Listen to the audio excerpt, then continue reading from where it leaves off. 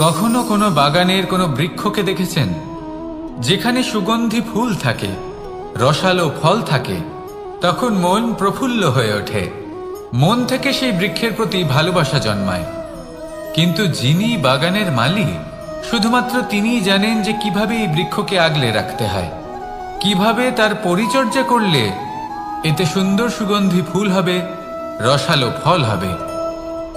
কখনো কখনো প্রয়োজনের থেকে বেশি রোদ পেলে এই বৃক্ষগুলি শুকিয়ে যায়, প্রয়োজনের থেকে কম রোদ পেলেও এই বৃক্ষ কিন্তু শুকিয়ে যায়। প্রয়োজনের থেকে কম জল যদি পায়, এই বৃক্ষ শুকিয়ে যেতে পারে। প্রয়োজনের থেকে অতিরিক্ত জল যদি পায়, তখনও এই বৃক্ষের শিকড়গুলি নষ্ট হয়ে যেতে পারে। এবার এটাই কিন্তু আমাদের সংসারের সাথেও হয়। আমাদের সংসারের সকল প্রতিভাশালী ব্যক্তি, যেমন লেখক, বিচারক, প্রবক্তা, যোদ্ধা, এদের সবার ক্ষেত্রে এই কথাটাই প্রযোজ্য। যদি বেশি প্রশংসা করা হয়, তাহলেও এরা হারিয়ে যাবেন। প্রয়োজনের থেকে বেশি যদি নিন্দা করা হয়, তখনও তারা নত হয়ে পড়বেন।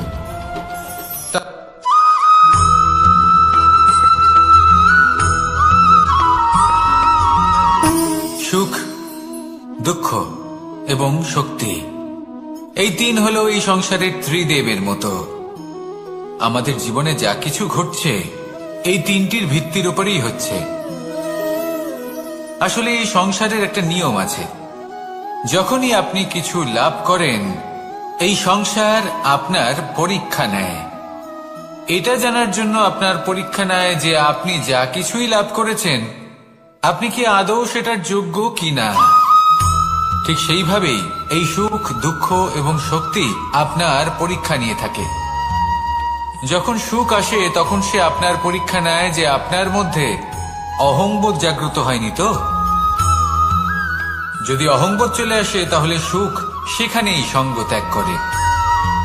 দুঃখ আপনার ধৈর্যের পরীক্ষা নিতে থাকে, আর যদি আপনার মধ্যে ধৈর্য না থাকে, তাহলে এটা আপনাকে আরো বেশি দুঃখের গভীর অন্ধকারে ঠেলে দেবে। সেখানে শক্তি পরীক্ষা নেয় আপনার বিনম্রতার। যদি আপনি বিনম্র না হন, তাহলে হয় এই শক্তি আপনার সঙ্গ ত্যাগ করবে, নয় এই শক্তি বিনম্রতার অভাবে আপনার পতনের কারণ হতে পারে। এই সংসারে যে কোনো ব্যক্তি যিনি এই পরীক্ষায় উত্তীর্ণ হয়ে থাকেন, এই জীবনে তিনি সাফল্য লাভ করেন। আসুন আমার সাথে ভালোবেসে বলুন, রাধা রাধা।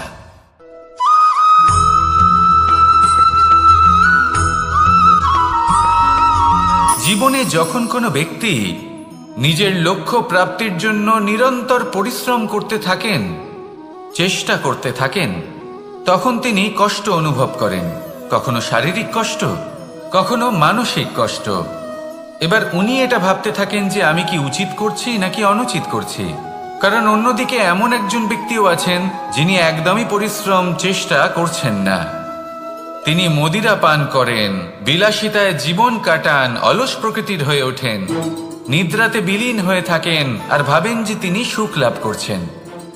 কিন্তু এরকম কেন হয়? কারণ যখন আমরা সৎ পথে থাকি, উচিত পথে চলি, লক্ষ্য প্রাপ্ত করার জন্য চেষ্টা করতে থাকি, তখন আমাদের ভেতরে থাকা নেতিবাচক শক্তি এবং পাপ এই দেহকে ত্যাগ করে দেয়।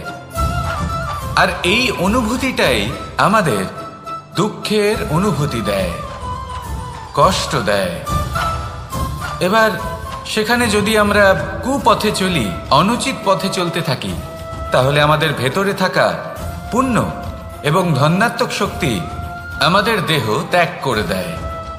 আর এই অনুভূতির কারণেই আমরা সুখ অনুভব করি। কিন্তু কখনো ভাববেন যে এই সুখ বেশি সময় পর্যন্ত থাকে না। সেই জন্য সবসময় মনে রাখবেন, যদি আপনি জানেন যে এটাই আপনার লক্ষ্য, এটাই উচিত পথ, শুভ পথ, তাতে নিরন্তরভাবে এগিয়ে যেতে চেষ্টা করতে থাকুন। এই কষ্ট আপনাকে সুখের পরাকাষ্ঠায় কখন পৌঁছে দেবে তা আপনি জানতেই পারবেন না। আসুন আমার সাথে ভালোবেসে বলুন, রাধা রাধা।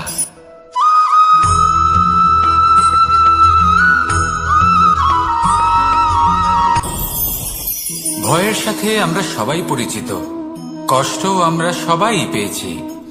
কখনো কখনো আমরা অসুস্থ হয়ে পড়ি, আর এমন সময় হলে মাতার মমতা, কখনো বাবার স্নেহ, কখনো বন্ধুদের পাশে থাকার অনুভূতি আমাদের রোগ নিরাময়ে সাহায্য করে। কখনো যদি আমরা নিরাশ হয়ে পড়ি, তখন যদি আমাদের কোনো আপনজন আমাদের দুটো ভালো কথা বলে, তখন আমাদের মনোবল বেড়ে যায়। ঠিক তেমন সংসারের এই রঙ্গমঞ্চে যদি আপনি পীড়িত অনুভব করেন, কিছু শুভ কথা আলোচনা করুন, কিছু স্তুতি গান করুন, কিছু মুহূর্তের জন্য হলেও নিজের ইষ্টদেবের কথা স্মরণ করুন আর প্রার্থনা করুন। সাহস বাড়বে, শক্তিও বৃদ্ধি পাবে এবং সামনে এগিয়ে চলার পথও দেখতে পাবেন। তখন এই মন প্রসন্ন হয়ে বলবে, রাধা রাধা।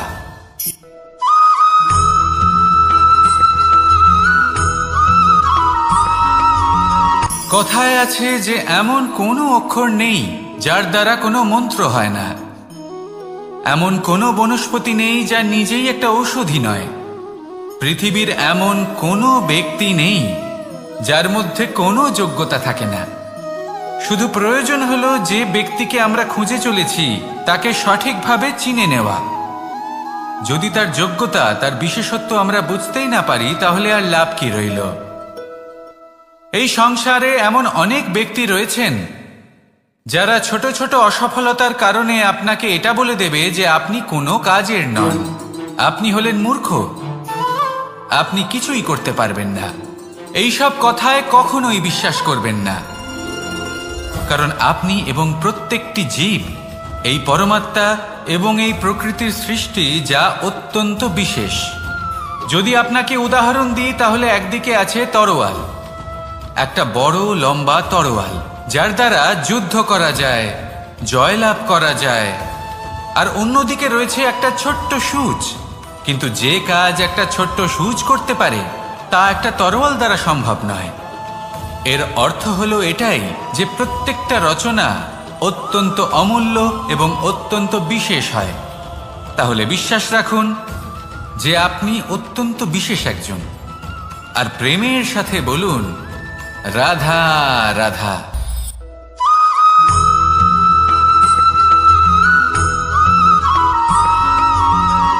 কেউ বলে জীবন খুব ক্ষণস্থায়ী, কেউ বলে জীবন হলো একটা সুন্দর স্বপ্নের মতো, আবার কেউ বলবে জীবন হলো এক কঠোর সত্য। কিন্তু জীবন আসলে কি? জীবন হলো আপনারই প্রতিবিম্ব, একটা দর্পণ। অর্থাৎ আপনি জীবনকে সেইভাবেই পাবেন যেরকম আপনি নিজেকে প্রতিপন্ন করবেন।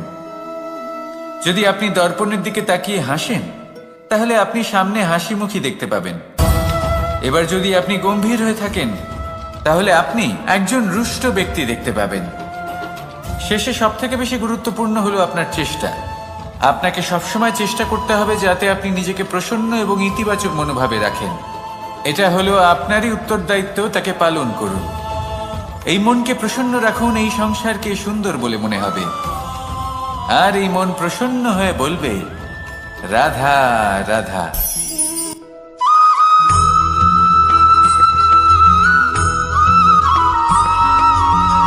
আপনি কখনো কোনো বাজকে নিজের বাসা বানাতে দেখেছেন?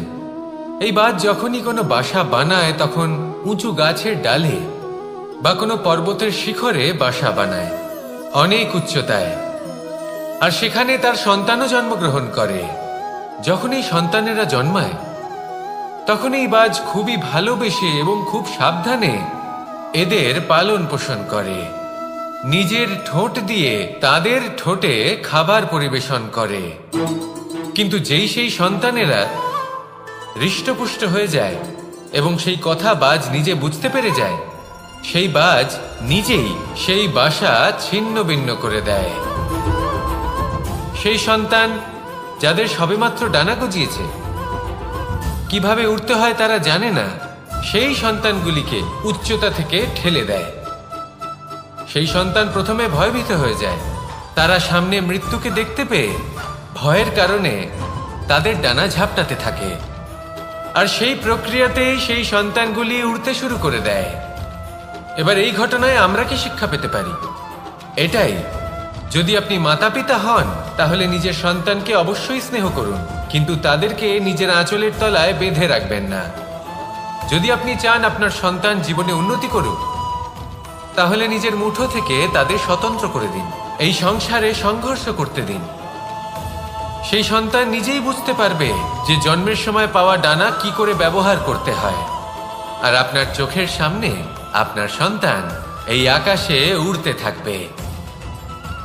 তাহলে আসুন আমার সাথে ভালোবেসে বলুন, রাধা রাধা।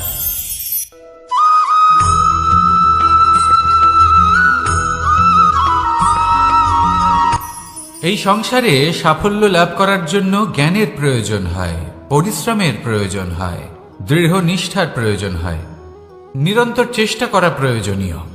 কিন্তু আরো কিছু আছে যা অত্যন্ত প্রয়োজনীয় এবং গুরুত্বপূর্ণ। তা হলো ভালো বন্ধু। তাদের থাকা অত্যন্ত প্রয়োজনীয়। যদি ভালো বন্ধু থাকে তাহলে সময় এলে তারা ঢাল হয়ে আপনাকে সুরক্ষা করবেন। সময় এলে অস্ত্রের মতো শত্রুকে সংহারও করবেন। যদি তিনি জ্ঞানী হন, তাদের মধ্যে সদ্গুণ থাকে, তাহলে এই সব গুণ আপনার মধ্যেও প্রবেশ করবে। তাহলে সাফল্যের জন্য ভালো বন্ধু পাওয়া অত্যন্ত প্রয়োজনীয়। কিন্তু শুধু বন্ধু কেন, ভালো শত্রুও থাকা প্রয়োজনীয়। এবার আপনি ভাববেন, আমি কি বললাম? যদি আপনার জীবনেও ভালো অর্থাৎ শক্তিশালী শত্রু থাকে, তাহলে আপনিও শক্তিশালী হতে থাকবেন। এই শত্রু আপনাকে প্রেরিত করবে আরো বেশি শক্তিশালী হয়ে ওঠার। কখনো কোনো হরিণকে দেখুন, তীব্র গতিতে দৌড়তে থাকে। কেন তীব্র গতিতে দৌড়য়? এই কারণে নয় যে কোথাও তার জন্য মধুর ঘাস অপেক্ষা করে রয়েছে, না। সে এই কারণে তীব্র গতিতে দৌড়য় কারণ সেটা না করলে তার পেছনে একটি সিংহ আছে যে ওকে নিজের ভোজন করে ফেলবে। তাই জীবনে বিপদ, সংকট, এই সব কিছুও হলো অত্যন্ত গুরুত্বপূর্ণ। তার সম্মুখীন হতে শিখুন আর আমার সাথে ভালোবেসে বলুন, রাধা রাধা।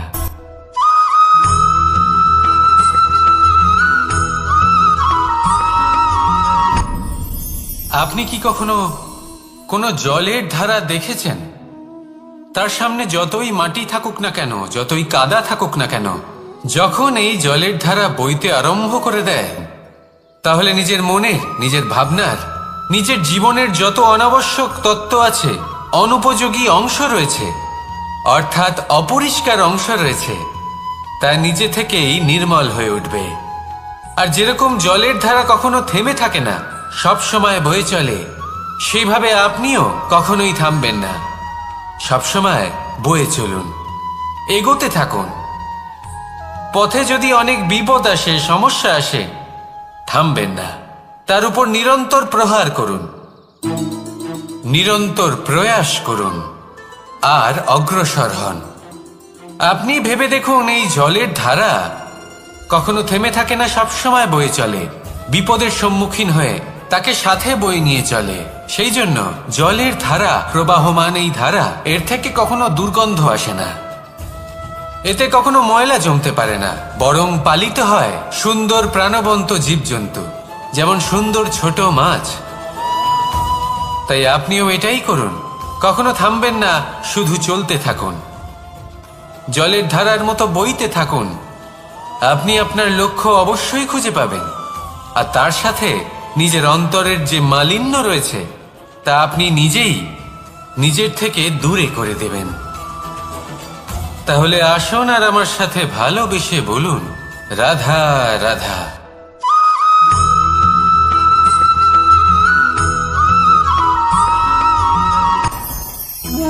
ভোজন। এবার ভোজন সংগ্রহ করার জন্য মানুষ কি না করেন, সব সময় চেষ্টা করতে থাকেন। ফসল উৎপাদনের জন্য অনেক পরিশ্রম করতে থাকেন, কিন্তু অনেক সময় অনেক পরিশ্রম করার পরেও ফসল ভালো উৎপাদন হয় না। এর কারণ কি? কারণ হলো এটাই যে আপনি পরিশ্রম হয়তো অনেক করেছেন, কিন্তু আপনার নজর তো সেই বীজের দিকে ছিলই না যা আপনি রোপণ করেছেন। সেই জন্য সব সময় কোনো বীজ রোপণ করার আগে তাকে পরখ করে দেখুন, তা অত্যন্ত আবশ্যক। আর সেইভাবেই যখনই কোনো কর্মের প্রশ্ন আসে, তাহলে সেখানে শুধুমাত্র পরিশ্রম যথেষ্ট নয়। সেই কাজের প্রতি আপনার কর্তব্য কি, আপনার উদ্দেশ্য কি, সেটা জানা হলো অত্যন্ত গুরুত্বপূর্ণ। তাই কর্ম করুন, কিন্তু সেই কর্মের প্রতি আপনার যা উদ্দেশ্য তার মাহাত্ম্য বুঝতে চেষ্টা করুন। তাহলে আসুন আমার সাথে ভালোবেসে বলুন, রাধা রাধা।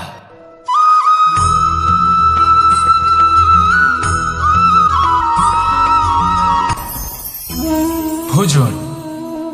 এবার ভোজন সংগ্রহ করার জন্য মানুষ কি না করেন, সব সময় চেষ্টা করতে থাকেন। ফসল উৎপাদনের জন্য অনেক পরিশ্রম করতে থাকেন, কিন্তু অনেক সময় অনেক পরিশ্রম করার পরেও ফসল ভালো উৎপাদন হয় না। এর কারণ কি? কারণ হলো এটাই যে আপনি পরিশ্রম হয়তো অনেক করেছেন, কিন্তু আপনার নজর তো সেই বীজের দিকে ছিলই না যা আপনি রোপণ করেছেন। সেই জন্য সব সময় কোনো বীজ রোপণ করার আগে তাকে পরখ করে দেখুন, তা অত্যন্ত আবশ্যক। আর সেইভাবেই যখনই কোনো কর্মের প্রশ্ন আসে, তাহলে সেখানে শুধুমাত্র পরিশ্রম যথেষ্ট নয়। সেই কাজের প্রতি আপনার কর্তব্য কি, আপনার উদ্দেশ্য কি, সেটা জানা হলো অত্যন্ত গুরুত্বপূর্ণ। তাই কর্ম করুন, কিন্তু সেই কর্মের প্রতি আপনার যা উদ্দেশ্য তার মাহাত্ম্য বুঝতে চেষ্টা করুন। তাহলে আসুন আমার সাথে ভালোবেসে বলুন, রাধা রাধা।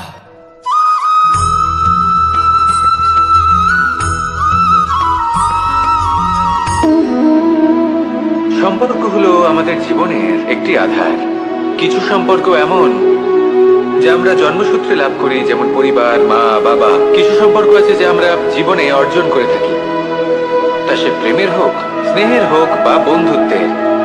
এই সকল সম্পর্ক লাভ করার বা গড়ে তোলার 5টি ধাপ রয়েছে। প্রথম ধাপ, কোনো ব্যক্তির সাথে আলাপ হওয়া, তার সাথে কথা বলা বা তাকে দেখা। দ্বিতীয় ধাপ, সে ব্যক্তিকে আমাদের ভালো লাগা। তৃতীয় ধাপ, আমাদের এটা চাইতে শুরু করা যে জীবনে এই ব্যক্তি যেন আমাদের বন্ধু হন, আমাদের জীবনে থাকেন, বা আমাদের কাউকে ভালোবেসে ফেলা। আর এটা আমাদের ভাবা বা চাওয়া যে সেই ব্যক্তি যেন আজীবন আমার সাথে থাকেন, আমার জীবনে আমার সাথী হয়ে। চতুর্থ ধাপ, লাভ করা।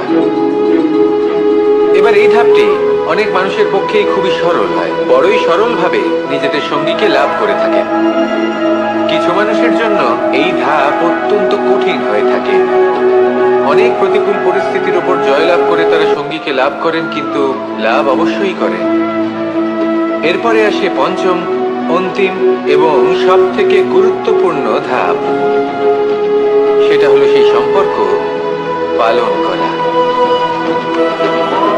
এটা হলো এমন এক বিষয় যা প্রত্যেক মানুষের শেখা উচিত। যদি ব্যক্তি নিজের জীবনে সম্পর্ক রক্ষা করতে শিখে যান, তবে প্রত্যেক সম্পর্ক তার জীবনকে স্বর্গ করে তুলবে। আসুন আর আমার সাথে ভালোবেসে বলুন, রাধা রাধা।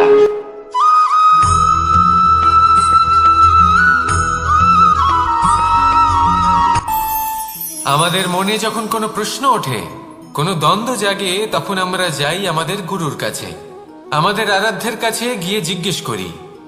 এইভাবেই একদিন আমি পৌঁছলাম আমার আরাধ্যের কাছে, আমার মহাদেবের কাছে, আর ওনাকে প্রশ্ন করলাম যে মহাদেব, জীবনে আনন্দ পাওয়ার, উৎসব পালনের, প্রেম ভাগ করে নেবার, জীবনকে উপভোগ করে নেওয়ার সর্বশ্রেষ্ঠ সময় কোনটা? মহাদেব হাসলেন আর উনি বললেন, জীবনে উৎসব পালনের সব থেকে শ্রেষ্ঠ দিন হলো মৃত্যুর ঠিক আগের দিনটা। প্রেম ভাগ করে নেওয়ার সব থেকে শ্রেষ্ঠ মুহূর্ত হলো মৃত্যুর ঠিক আগের মুহূর্ত। জীবনকে উপভোগ করে নেওয়ার সর্বশ্রেষ্ঠ প্রহর হলো মৃত্যুর 1 প্রহর পূর্বে। তখন আমি চমকে গেলাম। আমি বললাম, কিন্তু মহাদেব, মৃত্যু তো অনিশ্চিত, আমরা জানিও না কবে আমাদের মৃত্যু হবে। মহাদেব আবার হাসলেন। উনি বললেন যে যদি আমরা এভাবে জীবন কাটাই যে আমরা জীবনের প্রত্যেক দিন, প্রত্যেক মুহূর্ত, প্রত্যেক প্রহর শেষ বলে মনে করি, তাহলে আমাদের সমস্ত জীবন আনন্দের সাথেই অতিবাহিত হবে। কি বলেন?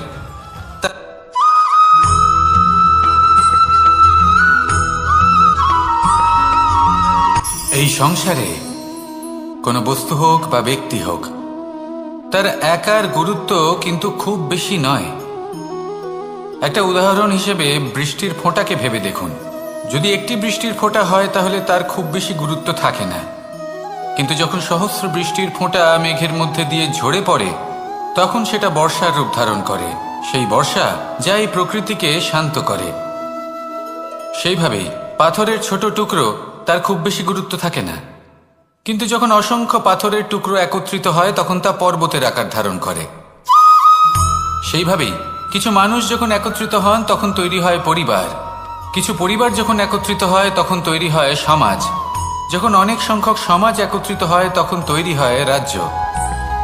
এবার এই রাজ্যের সবথেকে গুরুত্বপূর্ণ ব্যক্তি হতে পারেন রাজা, কিন্তু তাও সেই রাজা একা কিছু করতে পারেন না।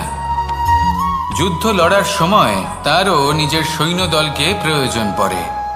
কিন্তু এই সংসারে এমন একজন ব্যক্তি আছেন যিনি একাই সব কাজ করতে থাকেন, এবং সেই ব্যক্তি হলেন মা।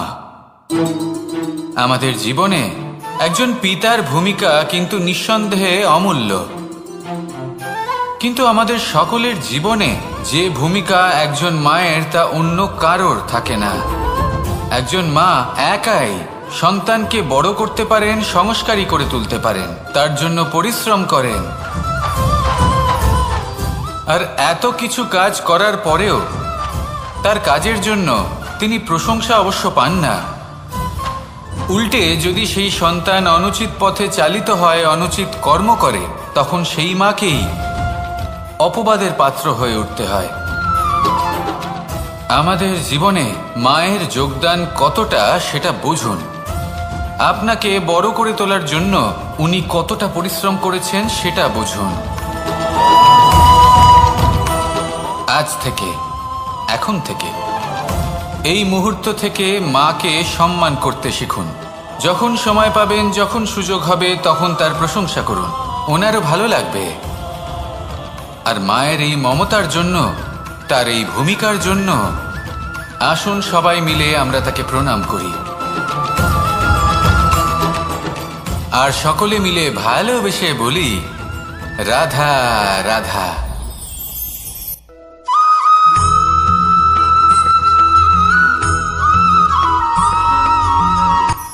এই সংসারে সাফল্য লাভ করার জন্য জ্ঞানের প্রয়োজন হয়, পরিশ্রমের প্রয়োজন হয়, দৃঢ় নিষ্ঠার প্রয়োজন হয়, নিরন্তর চেষ্টা করা প্রয়োজনীয়। কিন্তু আরো কিছু আছে যা অত্যন্ত প্রয়োজনীয় এবং গুরুত্বপূর্ণ। তা হলো ভালো বন্ধু। তাদের থাকা অত্যন্ত প্রয়োজনীয়। যদি ভালো বন্ধু থাকে তাহলে সময় এলে তারা ঢাল হয়ে আপনাকে সুরক্ষা করবেন। সময় এলে অস্ত্রের মতো শত্রুকে সংহারও করবেন। যদি তিনি জ্ঞানী হন, তাদের মধ্যে সদ্গুণ থাকে, তাহলে এই সব গুণ আপনার মধ্যেও প্রবেশ করবে। তাহলে সাফল্যের জন্য ভালো বন্ধু পাওয়া অত্যন্ত প্রয়োজনীয়। কিন্তু শুধু বন্ধু কেন, ভালো শত্রুও থাকা প্রয়োজনীয়। এবার আপনি ভাববেন, আমি কি বললাম?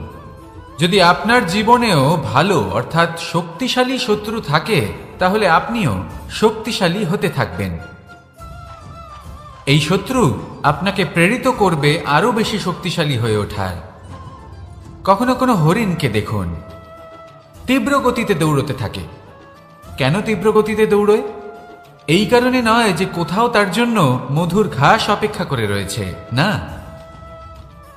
সে এই কারণে তীব্র গতিতে দৌড়য় কারণ সেটা না করলে তার পেছনে একটি সিংহ আছে যে ওকে নিজের ভোজন করে ফেলবে।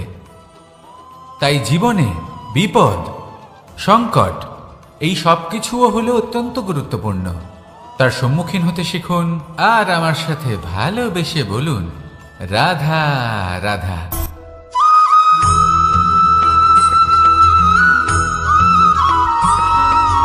কথায় আছে, প্রত্যেক পুত্র তার পিতার প্রতিচ্ছবি হয়। আর সমস্ত প্রতিচ্ছবি চায় যেন সে তার অস্তিত্ব প্রাপ্ত করতে পারে। পুত্র চায় সে যেন তার পিতার মতো হয় বা কখনো কখনো তার থেকেও শ্রেষ্ঠ হয়। সেটা কোনো অনুচিত ব্যাপার নয়। অনুচিত তখন হয় যখন পুত্র নিজের পিতার মতো হবার স্বপ্ন পূরণ করতে গিয়ে বা তার থেকেও শ্রেষ্ঠ হওয়ার স্বপ্ন পূরণে অনুচিত পথের আশ্রয় নেয়। কারণ তারপরে সে তার পিতার গুণগুলি আত্মসাৎ করতে চায় না। সে শুধুই এটা চায় যে সংসারের চোখে যেন আমি শ্রেষ্ঠ প্রমাণিত হই। এটা অনুচিত। সংসারে এমন অনেক মানুষ আছেন যারা এই কারণে শ্রেষ্ঠ হওয়ার চেষ্টা করেন যাতে তার পরিবারের তার পিতার সম্মান বৃদ্ধি পায়। এমনও মানুষ থাকেন। আর এটাই হলো পার্থক্য উদ্দেশ্যের। মনে রাখবেন, যদি আপনার উদ্দেশ্য শুভ হয় তাহলে পথও শুভ হবে। যদি আপনার উদ্দেশ্য অশুভ হয় তাহলে পথও অশুভ হবে। তাহলে নিজের পিতার মতো হবার চেষ্টা অবশ্যই করুন, তার থেকেও শ্রেষ্ঠ হওয়ার চেষ্টা অবশ্যই করুন, কিন্তু মনে রাখবেন আপনার সংকল্প আর আপনার উদ্দেশ্য এই দুই শুভ হওয়া উচিত। তাহলে আসুন আর আমার সাথে ভালোবেসে বলুন, রাধা রাধা।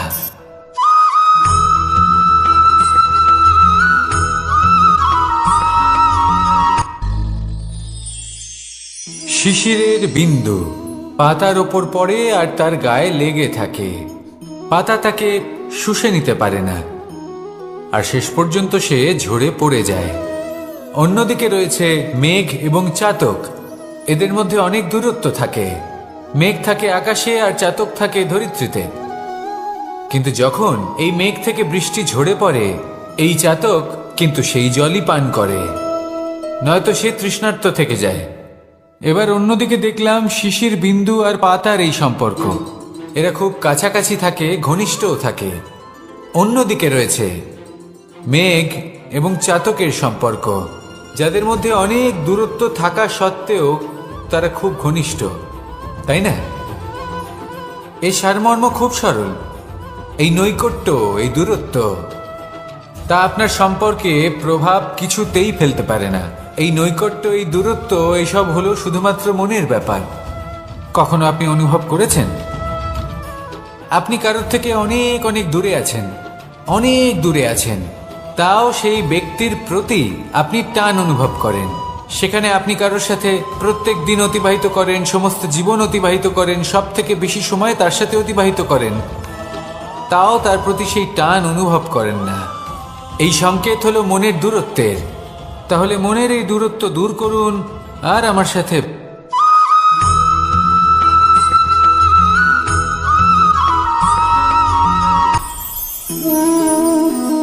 শক্তি এক অত্যন্ত বিচিত্র বস্তু, বা বলতে পারেন অনুভূতি। পিতা সবসময় চান যেন তিনি তার শক্তি পুত্রকে। আসুন আপনাকে সহজে বোঝাই। যদি আপনি সুপাত্র হন আর আপনাকে শক্তি দেওয়া হয়, তাহলে আপনি সেই শক্তির গুরুত্ব বুঝবেন, কোথায় সেই শক্তি প্রয়োগ করা উচিত সেটা বুঝবেন। আর এটা যেহেতু অর্জন করা শক্তি হবে, সেই শক্তির অপব্যবহার হবে না। কিন্তু যদি এই আপনি কুপাত্র হন আর যদি আপনাকে এই শক্তি দেওয়া হয়, তাহলে কি হবে? দেখতে গেলে এই শক্তি আপনি দান হিসেবে পেয়েছেন, তাই না আপনি এই শক্তির গুরুত্ব বুঝবেন আর না এর প্রয়োগ আপনি জানবেন। তার অপব্যবহার হওয়া সুনিশ্চিত। তাই যদি আপনি কোনো শক্তি অর্জন করতে চান, তাহলে আগে তার যোগ্য হয়ে উঠুন। পুত্র নয়, পাত্র হয়ে উঠুন।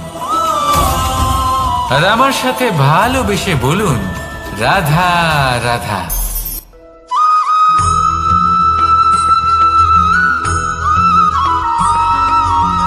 ভালো, শুধু ওনাদের কঠোর ব্যবহার দেখলে আমরা একটু ভয় পেয়ে যাই। এবার ওনাদের এই কঠোর ব্যবহার আমাদের ভালো না লাগলেও অত্যন্ত আবশ্যক, কারণ মাতার থেকে আমরা যে শক্তি লাভ করি তা যেন নিয়ন্ত্রণ হারিয়ে বিধ্বংসী না হয়ে ওঠে। আমরা যেন কোনো কুপথে না চলে যাই, আমরা কখনো যেন দোষ না করে ফেলি। শুধু সেই জন্য পিতা এবং গুরু একটু কঠোর হয়ে ওঠেন, এবং ওনাদের এই কঠোর আচরণ ভবিষ্যতে গিয়ে আমরা অবশ্যই বুঝতে পারি জীবনে কিছু বছর আমরা এগিয়ে যাই আর তারপর আমরা বুঝতে পারি যে বাবা এবং গুরু আমাদের যথেষ্ট ভালোবাসতেন, কিন্তু ওনাদের ভালোবাসার বহিঃপ্রকাশ আলাদা। প্রয়োজনীয় হলো এটা দেখার, এটা বোঝার যে শুরু থেকে আমাদের প্রতি ওনাদের আচরণ কেমন ছিল। ওনাদের কঠোর হওয়ার পেছনে ওনাদের ভালোবাসাটা বোঝার চেষ্টা করুন, ওনাদের চিন্তাটা বোঝার চেষ্টা করুন, ওনাদের পথপ্রদর্শনের আড়ালে আপনার ভবিষ্যতের জন্য যে পরিকল্পনা ওনারা করেছেন সেটা বোঝার চেষ্টা করুন। তখন আপনারা বুঝতে পারবেন ওনাদের ভালোবাসাকে। আপনার মনের মধ্যে আপনা থেকেই ওনাদের প্রতি সম্মান জেগে উঠবে। নিজের পিতা এবং নিজের গুরু এই দুজনের প্রতি কৃতজ্ঞতা প্রকাশ করুন আর আমার সাথে ভালোবেসে বলুন, রাধা রাধা।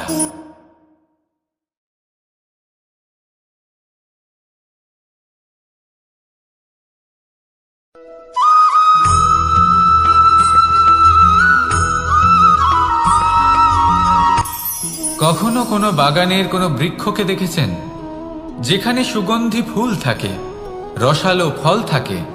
তখন মন প্রফুল্ল হয়ে ওঠে, মন থেকে সেই বৃক্ষের প্রতি ভালোবাসা জন্মায়। কিন্তু যিনি বাগানের মালিক, শুধুমাত্র তিনিই জানেন যে কিভাবে এই বৃক্ষকে আগলে রাখতে হয়, কিভাবে তার পরিচর্যা করলে এতে সুন্দর সুগন্ধি ফুল হবে, রসালো ফল হবে। কখনো কখনো প্রয়োজনের থেকে বেশি রোদ পেলে এই বৃক্ষগুলি শুকিয়ে যায়, প্রয়োজনের থেকে কম রোদ পেলেও এই বৃক্ষ কিন্তু শুকিয়ে যায়। প্রয়োজনের থেকে কম জল যদি পায় এই বৃক্ষ শুকিয়ে যেতে পারে, প্রয়োজনের থেকে অতিরিক্ত জল যদি পায় তখনও এই বৃক্ষের শিকড়গুলি নষ্ট হয়ে যেতে পারে। এবার এটাই কিন্তু আমাদের সংসারের সাথেও হয়। আমাদের সংসারের সকল প্রতিভাশালী ব্যক্তি, যেমন লেখক, বিচারক, প্রবক্তা, যোদ্ধা, এদের সবার ক্ষেত্রে এই কথাটাই প্রযোজ্য। যদি বেশি প্রশংসা করা হয় তাহলেও এরা হারিয়ে যাবেন। প্রয়োজনের থেকে বেশি যদি নিন্দা করা হয় তখনও তারা নত হয়ে পড়বেন।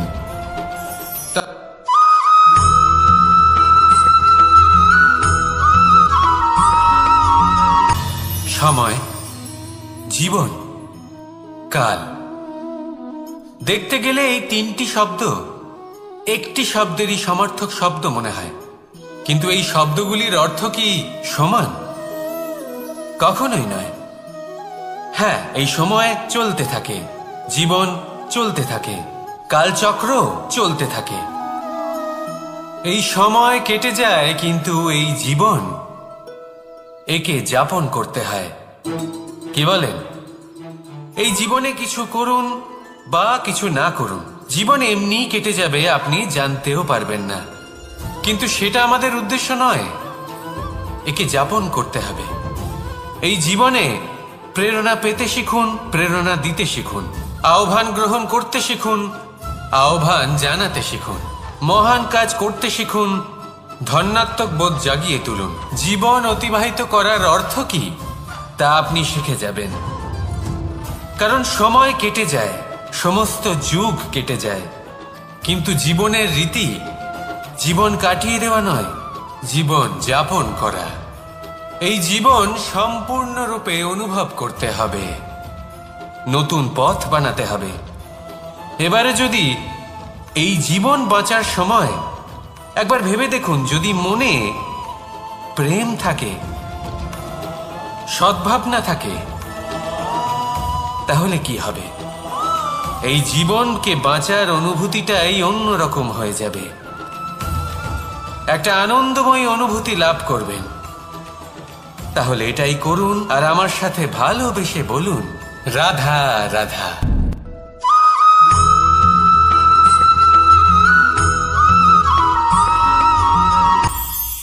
এটা হলো ধান গাছ। এর থেকে যে চাল উৎপন্ন হয় তা মানুষ গ্রহণ করেন। আর এটা কি? এ হলো জংলি ঘাস। একবার ভেবে দেখুন, যদি এই জংলি ঘাস ধান গাছের আশেপাশে থাকে তাহলে কি হবে?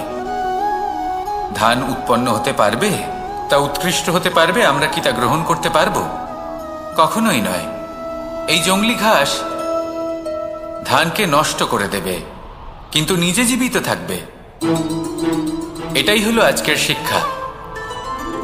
এই সংসারে যদি আপনি নীতির পথে চলতে চান, উচিত কর্ম করতে চান, সংসারকে সেবা করতে চান, তাহলে জংলি ঘাসের মতো ব্যক্তিদের থেকে সবসময় দূরে থাকতে হবে। সেই ব্যক্তি যারা দুর্নীতি এবং মিথ্যা দ্বারা পরিপূর্ণ, যাদের ব্যবহার অশুভ, যাদের অনেক অশুভ গুণ রয়েছে, তারা সঠিক নয়।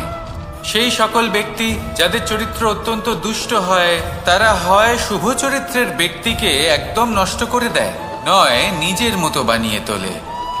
তাই যদি আপনি নীতির পথে চলতে চান, এই সংসারের জন্য শুভ কর্ম করতে চান, তাহলে সেই সঙ্গ লাভ করুন যে সঙ্গ জ্ঞানে পরিপূর্ণ, যাদের মধ্যে অনেক গুণ আছে, যাদের থেকে প্রতিদিন কিছু শিখতে পারবেন। এমন ব্যক্তির সাথে জীবন অতিবাহিত করুন, দুরাচারীদের থেকে দূরে থাকুন। তবেই এই মন প্রসন্ন হয়ে বলবে, রাধা রাধা।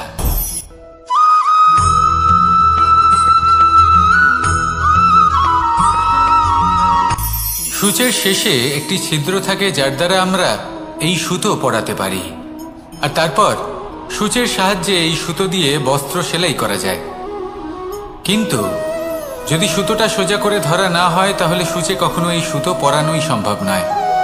যদি এতে কোনো গিঁট পড়ে, তখন তা কখনোই এই ছিদ্র দ্বারা প্রবেশ করা সম্ভব নয়। ঠিক এইভাবেই যদি আপনি কারোর জীবনে প্রবেশ করতে চান, কারোর অন্তরে প্রবেশ করতে চান, তাহলে আপনাকেও সহজ থাকতে হবে।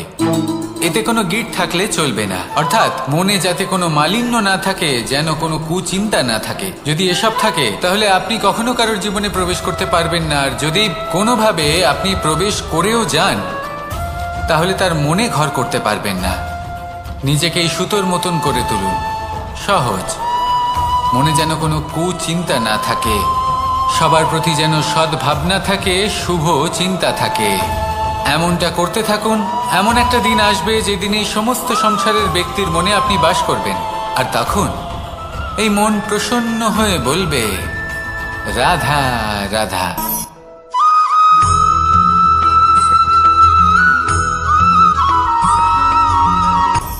আপনি কখনো পর্বতের শিখরে উঠেছেন? আপনি দেখতে পাবেন পর্বতের পদতলে প্রচুর সুন্দর ফুল রয়েছে, সবুজ বনানী রয়েছে। যত আপনি ওপরে উঠতে থাকবেন, তত ফুল কমতে থাকবে, সবুজ বনানী কমতে থাকবে।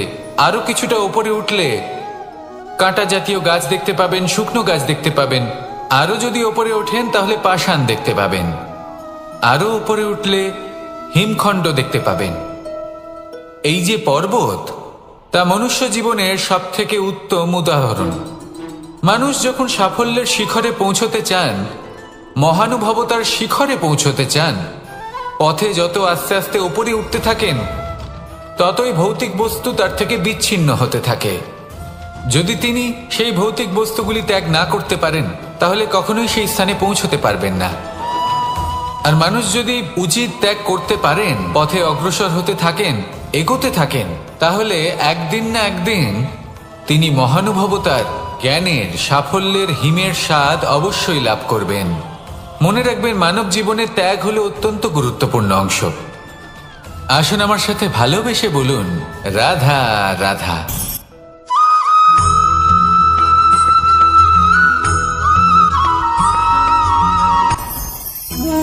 ভোজন।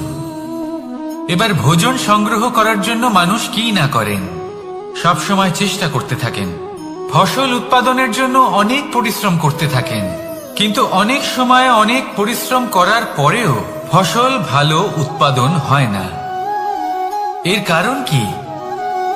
কারণ হলো এটাই যে আপনি পরিশ্রম হয়তো অনেক করেছেন, কিন্তু আপনার নজর তো সেই বীজের দিকে ছিলই না যা আপনি রোপণ করেছেন। সেই জন্য সব সময় কোনো বীজ রোপণ করার আগে তাকে পরখ করে দেখুন, তা অত্যন্ত আবশ্যক। আর সেইভাবেই যখনই কোনো কর্মের প্রশ্ন আসে, তাহলে সেখানে শুধুমাত্র পরিশ্রম যথেষ্ট নয়। সেই কাজের প্রতি আপনার কর্তব্য কি, আপনার উদ্দেশ্য কি, সেটা জানা হলো অত্যন্ত গুরুত্বপূর্ণ। তাই কর্ম করুন, কিন্তু সেই কর্মের প্রতি আপনার যা উদ্দেশ্য, তার মাহাত্ম্য বুঝতে চেষ্টা করুন। তাহলে আসুন আমার সাথে ভালোবেসে বলুন, রাধা রাধা।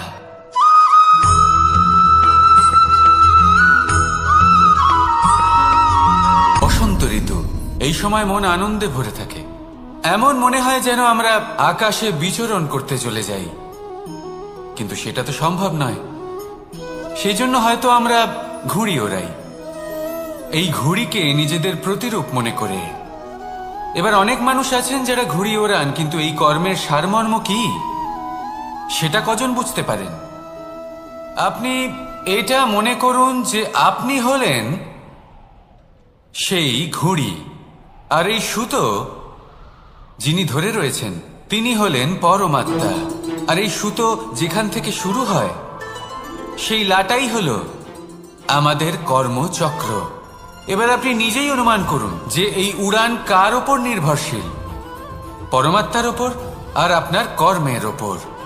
যদি পরমাত্মা আপনার হাত ধরে থাকেন, আপনার সাথে থাকেন, যদি আপনি শুভ কর্ম করতে থাকেন, আপনি এই আকাশে উড়তে থাকবেন। কিন্তু কোথাও কোথাও যদি পরমাত্মার সাথে এই বন্ধন ছিন্ন হয়, আপনার কর্মচক্র খারাপ হয়ে যায় বা থেমে যায়, তাহলে আপনার এই ঘুড়ি কেটে যাবে আর দূরে কোনো গাছের ডালে গিয়ে আটকে যাবে।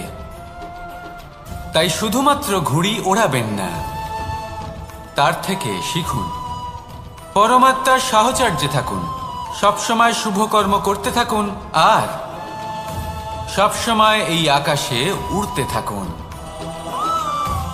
আসুন আর আমার সাথে ভালোবেসে বলুন, রাধা।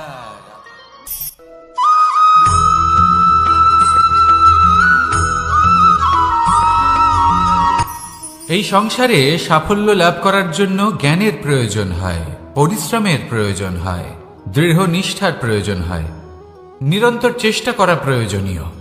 কিন্তু আরো কিছু আছে যা অত্যন্ত প্রয়োজনীয় এবং গুরুত্বপূর্ণ। তা হলো ভালো বন্ধু। তাদের থাকা অত্যন্ত প্রয়োজনীয়। যদি ভালো বন্ধু থাকে তাহলে সময় এলে তারা ঢাল হয়ে আপনাকে সুরক্ষা করবেন। সময় এলে অস্ত্রের মতো শত্রুকে সংহারও করবেন। যদি তিনি জ্ঞানী হন, তাদের মধ্যে সদ্গুণ থাকে, তাহলে এই সব গুণ আপনার মধ্যেও প্রবেশ করবে। তাহলে সাফল্যের জন্য ভালো বন্ধু পাওয়া অত্যন্ত প্রয়োজনীয়। কিন্তু শুধু বন্ধু কেন, ভালো শত্রুও থাকা প্রয়োজনীয়। এবার আপনি ভাববেন, আমি কি বললাম? যদি আপনার জীবনেও ভালো অর্থাৎ শক্তিশালী শত্রু থাকে, তাহলে আপনিও শক্তিশালী হতে থাকবেন। এই শত্রু আপনাকে প্রেরিত করবে আরো বেশি শক্তিশালী হয়ে ওঠার। কখনো কোনো হরিণকে দেখুন, তীব্র গতিতে দৌড়তে থাকে। কেন তীব্র গতিতে দৌড়য়? এই কারণে নয় যে কোথাও তার জন্য মধুর ঘাস অপেক্ষা করে রয়েছে, না। সে এই কারণে তীব্র গতিতে দৌড়য় কারণ সেটা না করলে তার পেছনে একটি সিংহ আছে যে ওকে নিজের ভোজন করে ফেলবে। তাই জীবনে বিপদ, সংকট, এই সব কিছুও হলো অত্যন্ত গুরুত্বপূর্ণ। তার সম্মুখীন হতে শিখুন আর আমার সাথে ভালোবেসে বলুন, রাধা রাধা।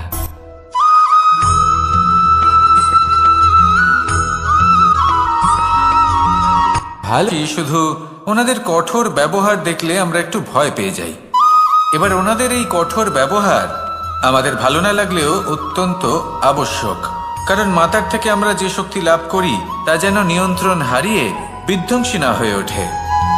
আমরা যেন কোনো কুপথে না চলে যাই, আমরা কখনো যেন দোষ না করে ফেলি। শুধু সেই জন্য পিতা এবং গুরু একটু কঠোর হয়ে ওঠেন, এবং ওনাদের এই কঠোর আচরণ ভবিষ্যতে গিয়ে আমরা অবশ্যই বুঝতে পারি। জীবনে কিছু বছর আমরা এগিয়ে যাই আর তারপর আমরা বুঝতে পারি যে বাবা এবং গুরু আমাদের যথেষ্ট ভালোবাসতেন, কিন্তু ওনাদের ভালোবাসার বহিঃপ্রকাশ আলাদা। প্রয়োজনীয় হলো এটা দেখার, এটা বোঝার যে শুরু থেকে আমাদের প্রতি ওনাদের আচরণ কেমন ছিল। ওনাদের কঠোর হওয়ার পেছনে ওনাদের ভালোবাসাটা বোঝার চেষ্টা করুন, ওনাদের চিন্তাটা বোঝার চেষ্টা করুন, ওনাদের পথপ্রদর্শনের আড়ালে আপনার ভবিষ্যতের জন্য যে পরিকল্পনা ওনারা করেছেন সেটা বোঝার চেষ্টা করুন। তখন আপনারা বুঝতে পারবেন ওনাদের ভালোবাসাকে। আপনার মনের মধ্যে আপনা থেকেই ওনাদের প্রতি সম্মান জেগে উঠবে। নিজের পিতা এবং নিজের গুরু এই দুজনের প্রতি কৃতজ্ঞতা প্রকাশ করুন আর আমার সাথে ভালোবেসে বলুন, রাধা রাধা।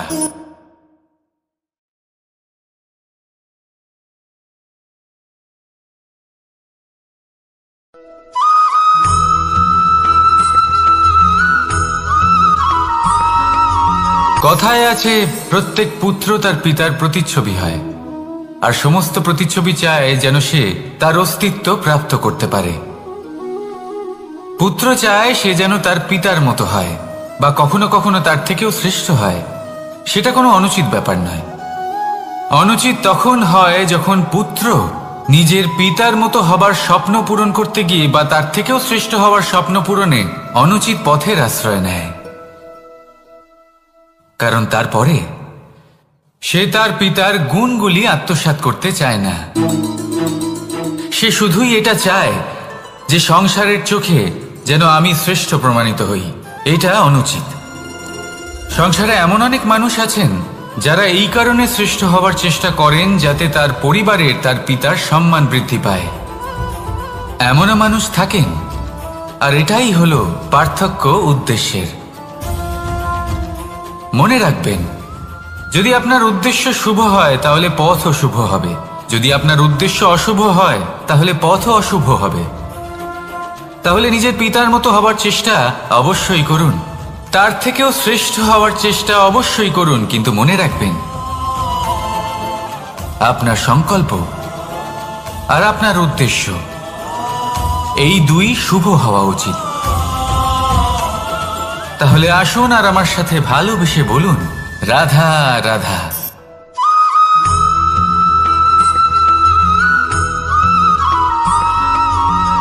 আপনি কখনো কোনো বাজকে নিজের বাসা বানাতে দেখেছেন? এই বাজ যখনই কোনো বাসা বানায় তখন উঁচু গাছের ডালে বা কোনো পর্বতের শিখরে বাসা বানায়, অনেক উচ্চতায়। আর সেখানে তার সন্তানও জন্মগ্রহণ করে। যখন এই সন্তানেরা জন্মায় তখন এই বাজ খুবই ভালোবেসে এবং খুব সাবধানে এদের পালন পোষণ করে। নিজের ঠোঁট দিয়ে তাদের ঠোঁটে খাবার পরিবেশন করে। কিন্তু যেই সেই সন্তানেরা হৃষ্টপুষ্ট হয়ে যায় এবং সেই কথা বাজ নিজে বুঝতে পেরে যায়, সেই বাজ নিজেই সেই বাসা ছিন্ন ভিন্ন করে দেয়। সেই সন্তান যাদের সবেমাত্র ডানা গজিয়েছে, কিভাবে উঠতে হয় তারা জানে না, সেই সন্তানগুলিকে উচ্চতা থেকে ঠেলে দেয়। সেই সন্তান প্রথমে ভয়ভীত হয়ে যায়। তারা সামনে মৃত্যুকে দেখতে পেয়ে ভয়ের কারণে তাদের ডানা ঝাপটাতে থাকে, আর সেই প্রক্রিয়াতেই সেই সন্তানগুলি উড়তে শুরু করে দেয়। এবার এই ঘটনায় আমরা কি শিক্ষা পেতে পারি? এটাই, যদি আপনি মাতা পিতা হন তাহলে নিজের সন্তানকে অবশ্যই স্নেহ করুন, কিন্তু তাদেরকে নিজের আঁচলের তলায় বেঁধে রাখবেন না। যদি আপনি চান আপনার সন্তান জীবনে উন্নতি করুক, তাহলে নিজের মুঠো থেকে তাদের স্বতন্ত্র করে দিন, এই সংসারে সংঘর্ষ করতে দিন। সেই সন্তান নিজেই বুঝতে পারবে যে জন্মের সময় পাওয়া ডানা কি করে ব্যবহার করতে হয়। আর আপনার চোখের সামনে আপনার সন্তান এই আকাশে উড়তে থাকবে। তাহলে আসুন আমার সাথে ভালোবেসে বলুন, রাধা রাধা।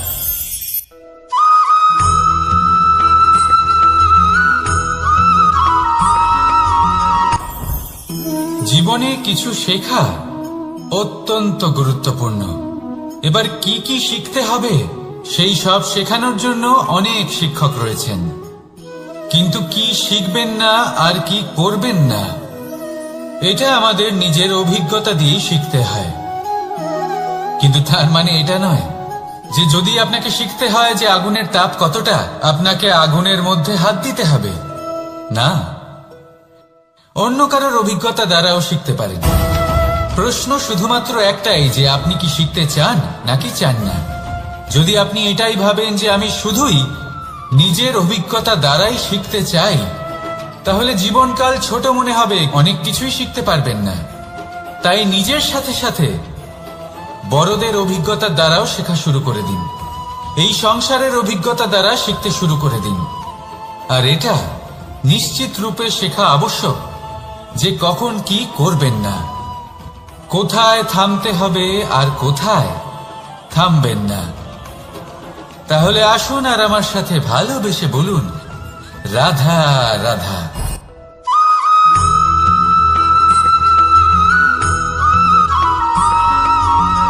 এই সংসারে সব থেকে বেশি কোমল বস্তু হলো রেশম।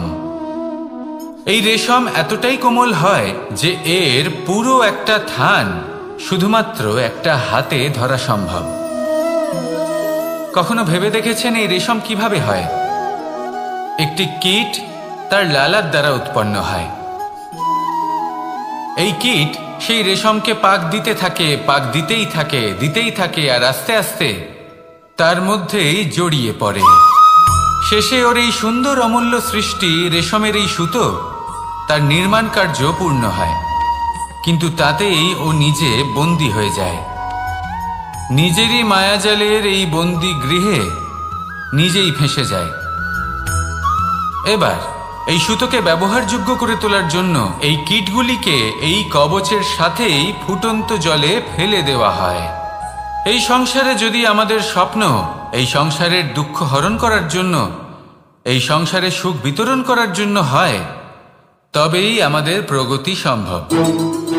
যদি আমাদের এই স্বপ্ন শুধুই আমাদের এবং আমাদের স্বার্থ সিদ্ধির জন্য হয়, তাহলে এই স্বপ্ন আমাদের অন্ধ করে দেবে, আমাদের অন্ধকারের পথে নিয়ে যাবে, আর আমরাও সেই কীটের মতো হয়ে যাব। নিজেদেরই মায়াজালে আমরা নিজেই ফেঁসে যাব, আর শেষে আমরা যদি কিছু লাভ করি তা হবে একাকিত্ব, অন্ধকারময় মৃত্যু। তাই স্বপ্ন অবশ্যই দেখুন, কিন্তু এমনভাবে স্বপ্ন দেখবেন না যে তার এই বন্দিগৃহে আপনি নিজেই ফেঁসে গেলেন। স্বপ্ন দেখুন পরোপকারে।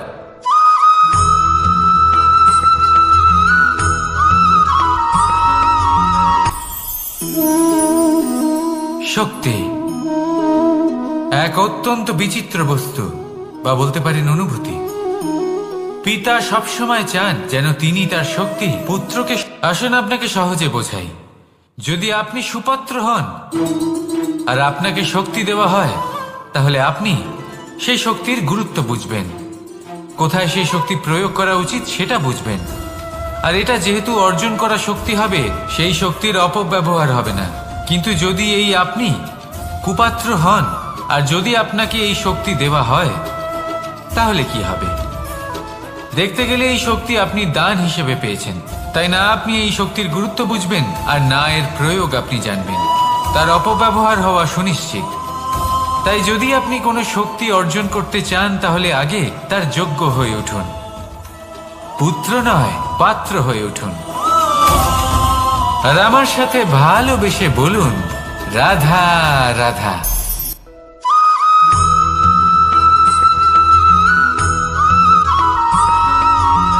এই সংসারে প্রত্যেক মানুষ এটাই চান যে তিনি যেন ধনবান হন, আর্থিক অবস্থা তার ভালো থাকে, ওনার বাড়িতে লক্ষ্মীর আগমন হয়। কিন্তু সেটা হবে কি করে, সেটাই হলো প্রশ্ন। কেউ বলেন যে যদি পরিশ্রম করো তাহলে ধন অর্জন সম্ভব, কেউ বলেন যে যদি বিদ্যা লাভ হয় তবেই ধন অর্জন সম্ভব, কেউ বলেন যে যদি বলশালী হও তবেই সম্পন্ন থাকবে। ভালো কথা, যদি তাই হয়ে থাকে, তবে দিনমজুর সারা দিন পরিশ্রম করেন, তিনি কেন ধনী হন না? অনেকজন বিদ্বান মানুষ আছেন এই সংসারে, তারা কেন ধনবান হন না? অনেক সংখ্যক বলশালী ব্যক্তি আছেন, তাদের কাছে ধন নেই কেন? তাদের কেন ধনের অভাব হয়? আবার এমনও কিছু মানুষ আছেন যারা পরিশ্রম করেন, তারা দিনমজুর, কিন্তু তারা ধন অর্জন করতে পারেন। কিছু বিদ্বান ব্যক্তি আছেন যাদের কাছে অধিক মাত্রায় ধন রয়েছে, কয়েকজন বলশালী ব্যক্তি রয়েছেন যাদের কাছে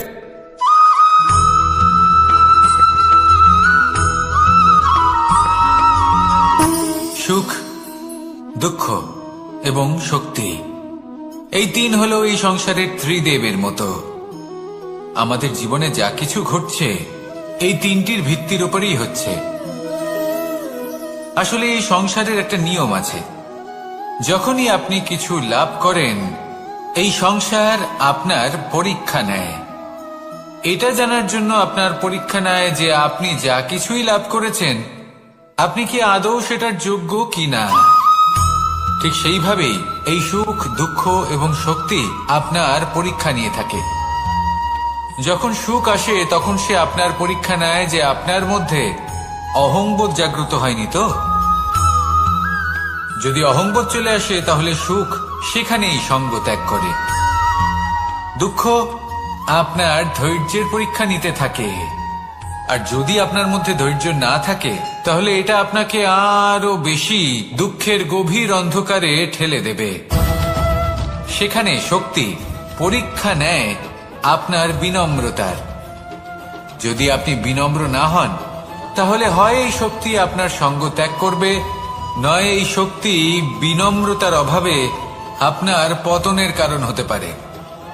এই সংসারে যে কোনো ব্যক্তি যিনি এই পরীক্ষায় উত্তীর্ণ হয়ে থাকেন, এই জীবনে তিনি সাফল্য লাভ করেন।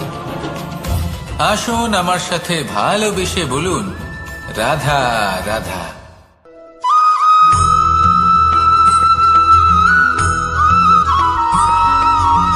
পঞ্চতত্ত্বের মধ্যে দ্বিতীয় তত্ত্ব হল ধরণী, ভূমি, যাকে আমরা ধরণী মাতা বলি। এই ধরণী ধৈর্য ধারণ করে, আর এর ওপরেই আমাদের সমগ্র সংসার নির্ভরশীল। কারণ এই ভূমি সহ্য ক্ষমতা রাখে, এর সহ্য ক্ষমতা হল অপরিসীম। সন্তান যতই আঘাত প্রদান করুক না কেন, প্রেম পূর্বক সহ্য করে, আর তার বদলে অমূল্য রত্ন প্রদান করে। সন্তান যদি হাল চালায় তাহলে তার বদলে তাকে অন্ন প্রদান করে। এটাই হলো ধরণী। এবার এর থেকে আমরা কি শিক্ষা পেতে পারি?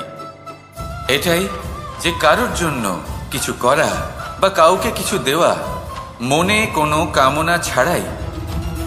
আর এই কথাটা বুঝে যান, যদি কারোর জন্য কামনা না রেখে বা কোনো পাওয়ার আশা না রেখে কারোর জন্য কিছু করেন বা কারোকে কিছু দেন, যদি এটা আপনি শিখতে পারেন তবে আপনি ভালোবাসতে শিখে গেছেন। আর সেই জন্যই এই ধরিত্রীকে মাতা বলা হয়। কারণ মাতা শুধু উনি নন যিনি গর্ভে সন্তানকে ধারণ করেন, মাতা তো উনিও যিনি জীবন বাঁচতে শেখান, যিনি জীবন বাঁচার উদাহরণ প্রদান করেন। তাহলে ধরণীর থেকে এই নিঃস্বার্থ ভাব শিখুন, নিঃস্বার্থ ভালোবাসা শিখুন, আর এই ভালোবাসার সাথেই বলুন, রাধা রাধা।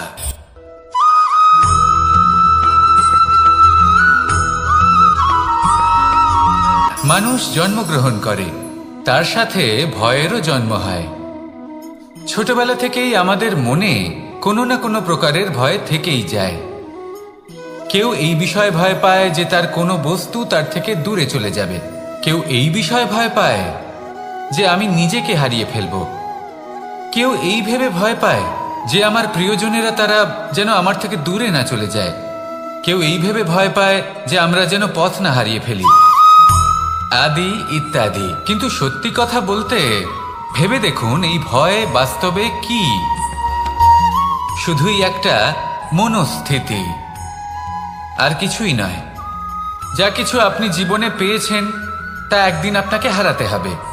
এই জীবন হলো আপনারই, কিন্তু তাও একদিন সমাপ্ত হবে। তাই ভয় পেয়ে কি লাভ? এই ভয় শুধু আপনাকে জীবন যাপন করা থেকে বাধা দিচ্ছে, আর কিচ্ছু নয়।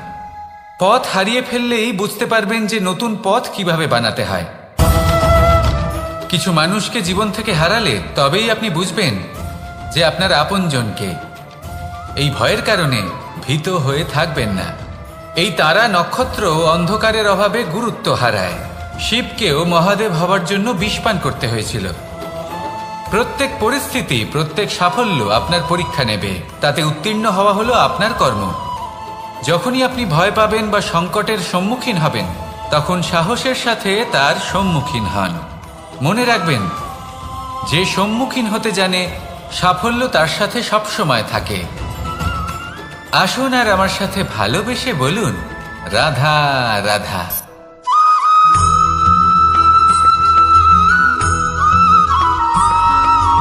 জীবনে অগ্রসর হওয়ার জন্য আমাদের কাকে প্রয়োজন হয়? মাতা পিতা, বন্ধু, প্রেম, সাহায্য, অর্থ, পরিশ্রম, আশা। ভিন্ন ভিন্ন মানুষ ভিন্ন ভিন্ন বিকল্প চয়ন করে। যদি আমি আপনাকে বলি তাহলে জয় আর পরাজয়ের মন্ত্র দুটো শব্দের উপর নির্ভর করে, মেনে নেওয়া আর দৃঢ় হওয়া। যদি মেনে নেন তাহলে হেরে যাবেন, যদি দৃঢ় হন তাহলে নিশ্চিত রূপে জয়ী হবেন। যদি কখনো আপনি ক্লান্ত হয়ে ওঠেন, আপনি দুঃখী হন, পুরোপুরি ভেঙে পড়েছেন, তখন মেনে নেবেন না যে আপনি ভেঙে পড়েছেন, নয়তো হেরে যাবেন। তখন উল্টে স্থির করবেন যে যাই হয়ে যাক না কেন, আমি জয়ী হবই। আর আপনি দেখবেন যে জয় নিশ্চিত রূপে আপনার কাছেই আসবে। তাহলে এই কথা মনে রাখবেন আর আমার সাথে ভালোবেসে বলবেন, রাধা রাধা।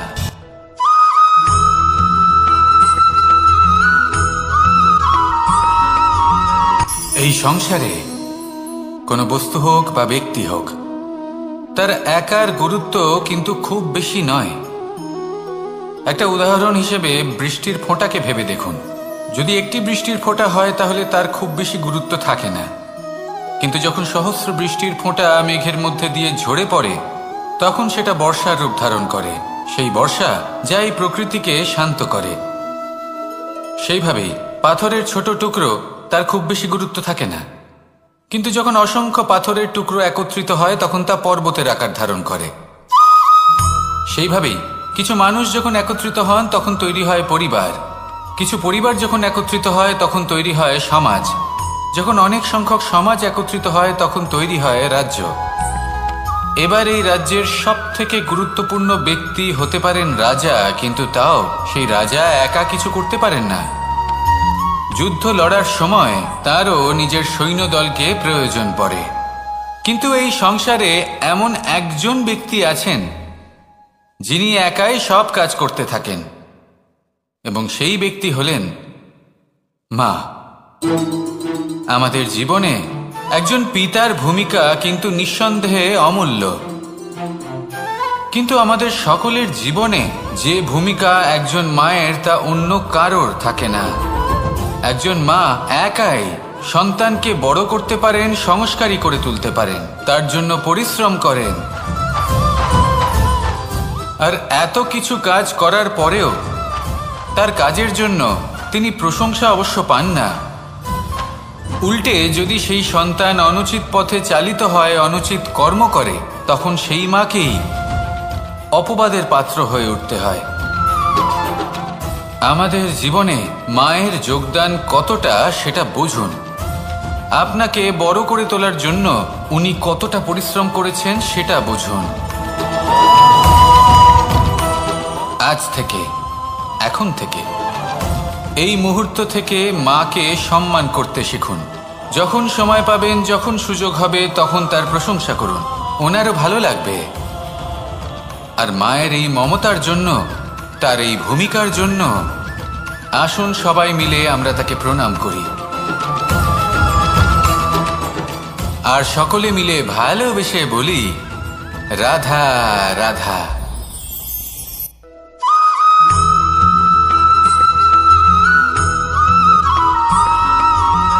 এই সংসারের সব থেকে গুরুত্বপূর্ণ তত্ত্ব কোনটা? প্রথম হলো সময়। জন্ম থেকে মৃত্যু পর্যন্ত এই যে সময়, এটাই তো হলো জীবন। দ্বিতীয় হলো জীবন, যাতে আমরা সময়ের সদ্ব্যবহার করি, শ্রেষ্ঠ থেকে শ্রেষ্ঠতর কাজ করার চেষ্টা করি। বহু বছরের এই পরম্পরা, এই সংস্কৃতিকে এগিয়ে নিয়ে যাওয়ার চেষ্টা করি। এই সংসারে আমরা অংশগ্রহণ করতে চেষ্টা করি। তৃতীয় হলো ধন, সেই ধন যা প্রত্যেক ব্যক্তি অর্জন করতে চেষ্টা করেন। এবার এই তিনটি তত্ত্বের মধ্যে একটা সামঞ্জস্য আছে, সমান ব্যাপার আছে, সে ধনই হোক বা সময় হোক বা হোক জীবন। আর সেই সমান ব্যাপার হলো যে যদি আপনি এটা গণনা করতে থাকেন তাহলে তা কমতে থাকে, যদি আপনি এটা ব্যবহার করেন তাহলে তা বাড়তে থাকে। একে সংগঠিত করে রাখতে চেষ্টা করলে এ হাত থেকে ফসকে যায়, কিন্তু যদি আপনি একে সামলে রাখতে শিখে যান তাহলে এমন কাজ করবেন যাতে সংসারের সাথে সাথে পরবর্তী প্রজন্ম লাভবান হবে। যদি কিছু শিখতে চান তাহলে সামলাতে শিখুন, গণনা করা বা সংগঠিত করা নয়। আসুন আর আমার সাথে ভালোবেসে বলুন, রাধা রাধা।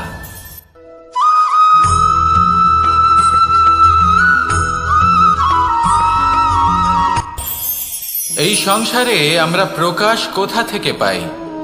এর উত্তর বড়ই সরল। ভোরে যখন সূর্যোদয় হয় তখন প্রকাশের কিরণ আমাদের ঘরে এসে পৌঁছয়। এইভাবেই আমরা প্রকাশ লাভ করি। এবার এই প্রকাশের আলোতেই আমরা সারাদিনের কাজ সম্পন্ন করি। সন্ধে হয়ে যায়, সূর্যাস্তও হয়ে যায়। আর আমাদের ঘর যাতে অন্ধকার না হয় তার জন্য আমরা একটা প্রদীপ প্রজ্বলিত করি। এটাই ঘটে আমাদের জীবনেও। এবার প্রবাহমান আয়ুর সাথে আমরা আমাদের অন্তরে যদি একটা প্রদীপ প্রজ্বলিত করে নিই তাহলে বিষয়টাই অন্যরকম হবে। এবার আপনি বলবেন কোন প্রকাশের কথা বলছি যে আমাদের অন্তরে জাগ্রত করা সম্ভব? আমাদের আত্মার মাঝে প্রেমের প্রকাশ জাগ্রত করার কথা বলছি। কারণ আমাদের এই জীবন এও হলো দিনের আলোর মতো। আজ প্রকাশ আছে কিন্তু কোনোদিন অবশ্যই অস্ত হবে। কিন্তু অস্ত হবার আগে যদি আমরা আমাদের আত্মার মাঝে প্রেমের এই প্রকাশ উজ্জ্বলিত করে নিই তাহলে আমাদের সন্ধ্যাকালও আমরা আনন্দে এবং প্রেমে যাপন করব। তাহলে আসুন আর আমার সাথে ভালোবেসে বলুন, রাধা রাধা।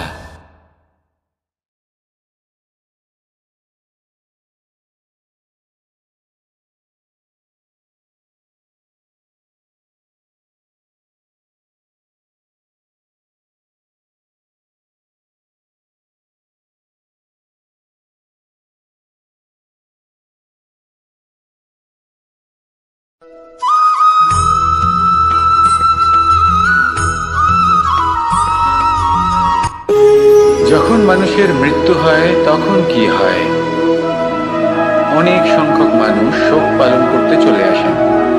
যে ব্যক্তি মৃত্যু লাভ করেছেন তার অনেক বস্তু থাকে যেগুলো তার প্রিয়, যেগুলো তিনি ব্যবহার করেছেন। তার শয্যা, তার বস্ত্র, তার আভূষণ সবকিছু তার থেকে বিচ্ছিন্ন করা হয় এবং খালি হাতে তাকে শ্মশানের উদ্দেশ্যে রওনা করা হয়। আমি আপনাকে এই প্রশ্ন করতে চাই, আপনি এই সংসারে কি অর্জন করেছেন? ধন সম্পত্তি, বস্ত্র, আভূষণ, এই সব কিছু যে আপনি অর্জন করেছেন আপনার মৃত্যুর পরে তা আপনার থেকে দূর হয়ে যাবে। এর উত্তর হলো একটাই, আপনার কর্ম। শুধু সেটাই আছে যা একান্ত আপনার, আর শুধু সেটাই এই সংসার থেকে চলে যাওয়ার পরেও সংসারেই জীবিত থাকবে। যদি আপনি দুষ্কর্ম করেন তাহলে এই সংসার আপনাকে একটি অনুচিত উদাহরণ হিসেবে মনে রাখবে যে এই ব্যক্তি খুব পাপী ছিল, অনুচিত কর্ম করতেন।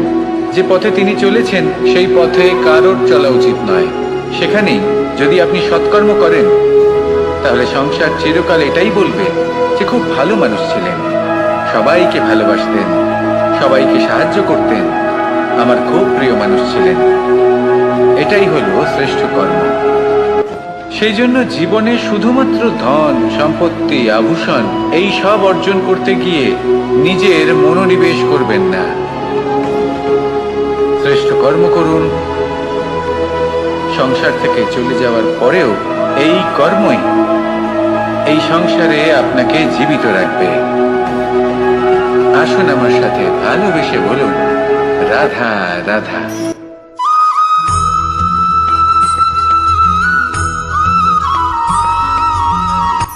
এই সংসারে সাফল্য লাভ করার জন্য জ্ঞানের প্রয়োজন হয়, পরিশ্রমের প্রয়োজন হয়, দৃঢ় নিষ্ঠার প্রয়োজন হয়, নিরন্তর চেষ্টা করা প্রয়োজনীয়। কিন্তু আরো কিছু আছে যা অত্যন্ত প্রয়োজনীয় এবং গুরুত্বপূর্ণ। তা হলো ভালো বন্ধু। তাদের থাকা অত্যন্ত প্রয়োজনীয়। যদি ভালো বন্ধু থাকে তাহলে সময় এলে তারা ঢাল হয়ে আপনাকে সুরক্ষা করবেন। সময় এলে অস্ত্রের মতো শত্রুকে সংহারও করবেন। যদি তিনি জ্ঞানী হন, তাদের মধ্যে সদ্গুণ থাকে, তাহলে এই সব গুণ আপনার মধ্যেও প্রবেশ করবে। তাহলে সাফল্যের জন্য ভালো বন্ধু পাওয়া অত্যন্ত প্রয়োজনীয়। কিন্তু শুধু বন্ধু কেন, ভালো শত্রুও থাকা প্রয়োজনীয়। এবার আপনি ভাববেন, এ আমি কি বললাম? যদি আপনার জীবনেও ভালো অর্থাৎ শক্তিশালী শত্রু থাকে তাহলে আপনিও শক্তিশালী হতে থাকবেন। এই শত্রু আপনাকে প্রেরিত করবে আরো বেশি শক্তিশালী হয়ে ওঠার। কখনো কোনো হরিণকে দেখুন, তীব্র গতিতে দৌড়তে থাকে। কেন তীব্র গতিতে দৌড়য়? এই কারণে নয় যে কোথাও তার জন্য মধুর ঘাস অপেক্ষা করে রয়েছে, না। সে এই কারণে তীব্র গতিতে দৌড়োয় কারণ সেটা না করলে তার পেছনে একটি সিংহ আছে যে ওকে নিজের ভোজন করে ফেলবে। তাই জীবনে বিপদ, সংকট এই সব কিছুও হলো অত্যন্ত গুরুত্বপূর্ণ। তার সম্মুখীন হতে শিখুন আর আমার সাথে ভালোবেসে বলুন, রাধা রাধা।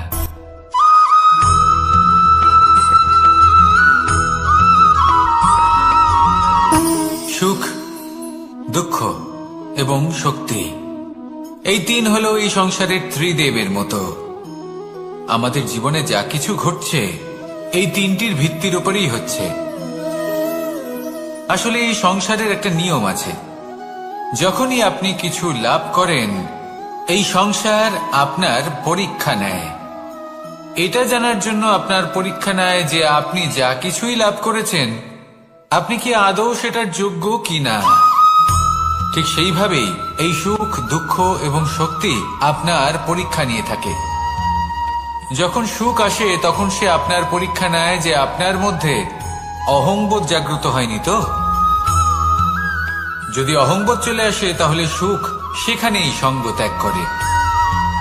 দুঃখ আপনার ধৈর্যের পরীক্ষা নিতে থাকে, আর যদি আপনার মধ্যে ধৈর্য না থাকে তাহলে এটা আপনাকে আরো বেশি দুঃখের গভীর অন্ধকারে ঠেলে দেবে। সেখানে শক্তি পরীক্ষা নেয় আপনার বিনম্রতার। যদি আপনি বিনম্র না হন তাহলে হয় এই শক্তি আপনার সঙ্গ ত্যাগ করবে, নয় এই শক্তি বিনম্রতার অভাবে আপনার পতনের কারণ হতে পারে। এই সংসারে যে কোনো ব্যক্তি যিনি এই পরীক্ষায় উত্তীর্ণ হয়ে থাকেন এই জীবনে তিনি সাফল্য লাভ করেন। আসুন আমার সাথে ভালোবেসে বলুন, রাধা রাধা।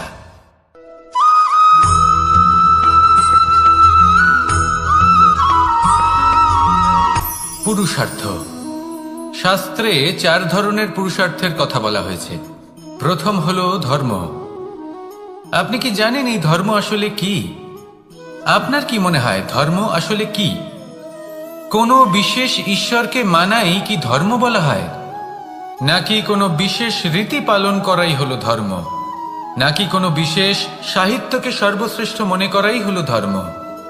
না, ধর্ম হলো সেটা যাকে ধারণ করা যেতে পারে। আর ধারণ শুধু সেটাই করা যায় যা পবিত্র। পবিত্র শুধু তাকেই বলা হয় যা নিঃস্বার্থ, যার মধ্যে শাসন করার কোনো ইচ্ছে নেই, যা সরলভাবেই প্রবাহমান, জল এবং বায়ুর মতো। যখন কোনো ব্যক্তি ধর্মকে ধারণ করেন এবং সেই ধর্ম সেই ব্যক্তিকে রক্ষা করে তখন তাকে ধর্ম বলা হয়। ধর্ম যা রক্ষা করে অহংকার থেকে, খারাপ চিন্তার হাত থেকে। সেই জন্য পুরুষার্থ গড়ে তোলার আগে, ধর্ম পালন করার আগে ধর্মের প্রকৃত অর্থ কি সেটা বুঝে নিন। এটা জেনে রাখুন যে সমস্ত ধর্মের আধার, সমস্ত ধর্মের ভিত শুধুমাত্র ভালোবাসা। আসুন আর এই ভালোবাসার সাথেই বলুন, রাধা রাধা।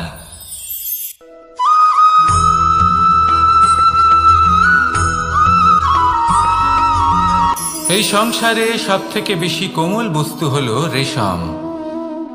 এই রেশম এতটাই কোমল হয় যে এর পুরো একটা থান শুধুমাত্র একটা হাতে ধরা সম্ভব। কখনো ভেবে দেখেছেন এই রেশম কিভাবে হয়? একটি কীট তার লালার দ্বারা উৎপন্ন হয়। এই কীট সেই রেশমকে পাক দিতে থাকে, পাক দিতেই থাকে, আর আস্তে আস্তে তার মধ্যেই জড়িয়ে পড়ে। শেষে ওর এই সুন্দর অমূল্য সৃষ্টি রেশমের এই সুতো তার নির্মাণ কার্য পূর্ণ হয়, কিন্তু তাতেই ও নিজে বন্দী হয়ে যায়। নিজেরই মায়াজালের এই বন্দী গৃহে নিজেই ফেঁসে যায়। এবার এই সুতোকে ব্যবহারযোগ্য করে তোলার জন্য এই কীটগুলিকে এই কবচের সাথেই ফুটন্ত জলে ফেলে দেওয়া হয়।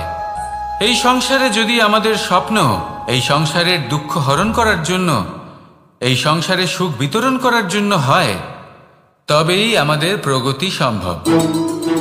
যদি আমাদের এই স্বপ্ন শুধুই আমাদের এবং আমাদের স্বার্থ সিদ্ধির জন্য হয়, তাহলে এই স্বপ্ন আমাদের অন্ধ করে দেবে, আমাদের অন্ধকারের পথে নিয়ে যাবে, আর আমরাও সেই কীটের মতো হয়ে যাব। নিজেদেরই মায়াজালে আমরা নিজেই ফেঁসে যাব, আর শেষে আমরা যদি কিছু লাভ করি তা হবে একাকিত্ব, অন্ধকারময় মৃত্যু। তাই স্বপ্ন অবশ্যই দেখুন, কিন্তু এমনভাবে স্বপ্ন দেখবেন না যে তার এই বন্দিগৃহে আপনি নিজেই ফেঁসে গেলেন। স্বপ্ন দেখুন পরোপকারে।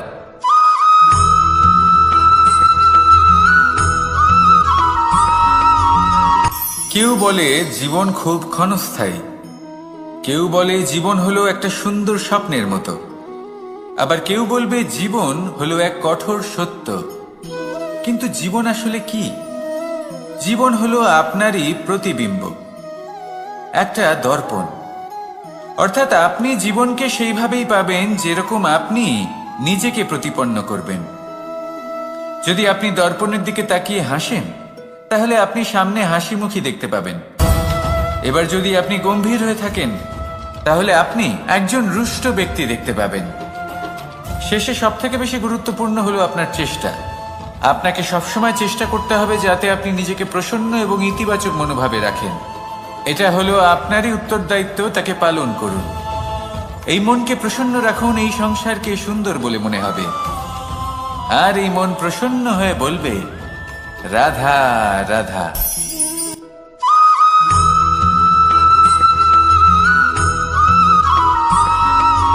জীবনে যখন কোনো ব্যক্তি নিজের লক্ষ্য প্রাপ্তির জন্য নিরন্তর পরিশ্রম করতে থাকেন, চেষ্টা করতে থাকেন, তখন তিনি কষ্ট অনুভব করেন, কখনো শারীরিক কষ্ট, কখনো মানসিক কষ্ট। এবার উনি এটা ভাবতে থাকেন যে আমি কি উচিত করছি নাকি অনুচিত করছি। কারণ অন্যদিকে এমন একজন ব্যক্তিও আছেন যিনি একদমই পরিশ্রম চেষ্টা করছেন না। তিনি মদিরা পান করেন, বিলাসিতায় জীবন কাটান, অলস প্রকৃতির হয়ে ওঠেন, নিদ্রাতে বিলীন হয়ে থাকেন, আর ভাবেন যে তিনি সুখ লাভ করছেন। কিন্তু এরকম কেন হয়? কারণ যখন আমরা সৎ পথে থাকি, উচিত পথে চলি, লক্ষ্য প্রাপ্ত করার জন্য চেষ্টা করতে থাকি, তখন আমাদের ভেতরে থাকা নেতিবাচক শক্তি এবং পাপ এই দেহকে ত্যাগ করে দেয়। আর এই অনুভূতিটাই আমাদের দুঃখের অনুভূতি দেয়, কষ্ট দেয়। এবার সেখানে যদি আমরা কুপথে চলি, অনুচিত পথে চলতে থাকি, তাহলে আমাদের ভেতরে থাকা পুণ্য এবং ধনাত্মক শক্তি আমাদের দেহ ত্যাগ করে দেয়। আর এই অনুভূতির কারণেই আমরা সুখ অনুভব করি। কিন্তু কখনো ভাববেন যে এই সুখ বেশি সময় পর্যন্ত থাকে না। সেই জন্য সবসময় মনে রাখবেন, যদি আপনি জানেন যে এটাই আপনার লক্ষ্য, এটাই উচিত পথ, শুভ পথ, তাতে নিরন্তরভাবে এগিয়ে যেতে চেষ্টা করতে থাকুন। এই কষ্ট আপনাকে সুখের পরাকাষ্ঠায় কখন পৌঁছে দেবে তা আপনি জানতেই পারবেন না। আসুন আমার সাথে ভালোবেসে বলুন রাধা রাধা।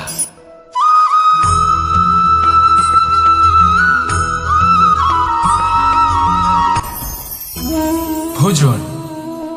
এবার ভোজন সংগ্রহ করার জন্য মানুষ কি না করেন, সব সময় চেষ্টা করতে থাকেন। ফসল উৎপাদনের জন্য অনেক পরিশ্রম করতে থাকেন, কিন্তু অনেক সময় অনেক পরিশ্রম করার পরেও ফসল ভালো উৎপাদন হয় না। এর কারণ কি? কারণ হলো এটাই যে আপনি পরিশ্রম হয়তো অনেক করেছেন, কিন্তু আপনার নজর তো সেই বীজের দিকে ছিলই না যা আপনি রোপণ করেছেন। সেই জন্য সব সময় কোনো বীজ রোপণ করার আগে তাকে পরখ করে দেখুন, তা অত্যন্ত আবশ্যক। আর সেইভাবেই যখনই কোনো কর্মের প্রশ্ন আসে, তাহলে সেখানে শুধুমাত্র পরিশ্রম যথেষ্ট নয়। সেই কাজের প্রতি আপনার কর্তব্য কি, আপনার উদ্দেশ্য কি, সেটা জানা হলো অত্যন্ত গুরুত্বপূর্ণ। তাই কর্ম করুন, কিন্তু সেই কর্মের প্রতি আপনার যা উদ্দেশ্য তার মাহাত্ম্য বুঝতে চেষ্টা করুন। তাহলে আসুন আমার সাথে ভালোবেসে বলুন রাধা রাধা।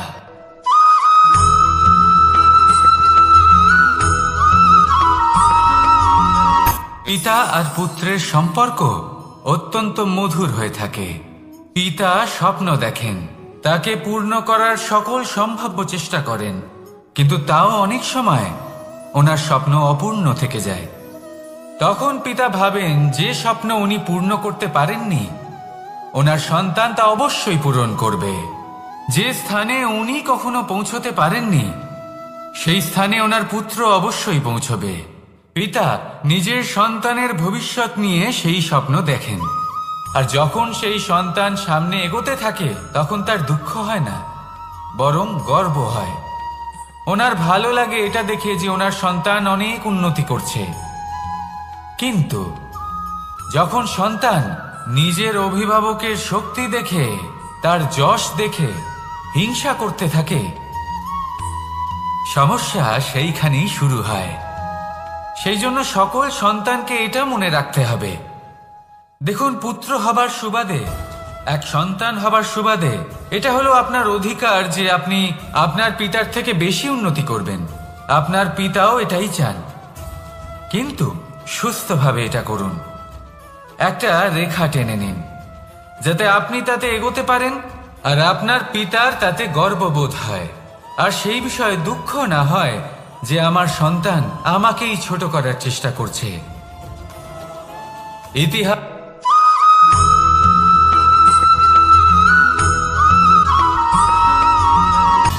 সময়, জীবন, কাল। দেখতে গেলে এই তিনটি শব্দ একটি শব্দেরই সমার্থক শব্দ মনে হয়, কিন্তু এই শব্দগুলির অর্থ কি সমান? কখনোই নয়। হ্যাঁ, এই সময় চলতে থাকে, জীবন চলতে থাকে, কালচক্র চলতে থাকে। এই সময় কেটে যায়, কিন্তু এই জীবন, একে যাপন করতে হয়। কি বলেন? এই জীবনে কিছু করুন বা কিছু না করুন, জীবন এমনি কেটে যাবে, আপনি জানতেও পারবেন না। কিন্তু সেটা আমাদের উদ্দেশ্য নয়, একে যাপন করতে হবে। এই জীবনে প্রেরণা পেতে শিখুন, প্রেরণা দিতে শিখুন, আহ্বান গ্রহণ করতে শিখুন, আহ্বান জানাতে শিখুন, মহান কাজ করতে শিখুন, ধন্যাত্মক বোধ জাগিয়ে তুলুন। জীবন অতিবাহিত করার অর্থ কি তা আপনি শিখে যাবেন, কারণ সময় কেটে যায়, সমস্ত যুগ কেটে যায়, কিন্তু জীবনের রীতি জীবন কাটিয়ে দেওয়া নয়, জীবন যাপন করা। এই জীবন সম্পূর্ণরূপে অনুভব করতে হবে, নতুন পথ বানাতে হবে। এবারে যদি এই জীবন বাঁচার সময় একবার ভেবে দেখুন, যদি মনে প্রেম থাকে, সদ্ভাবনা থাকে, তাহলে কি হবে? এই জীবনকে বাঁচার অনুভূতিটাই অন্যরকম হয়ে যাবে, একটা আনন্দময় অনুভূতি লাভ করবেন। তাহলে এটাই করুন, আর আমার সাথে ভালোবেসে বলুন, রাধা রাধা।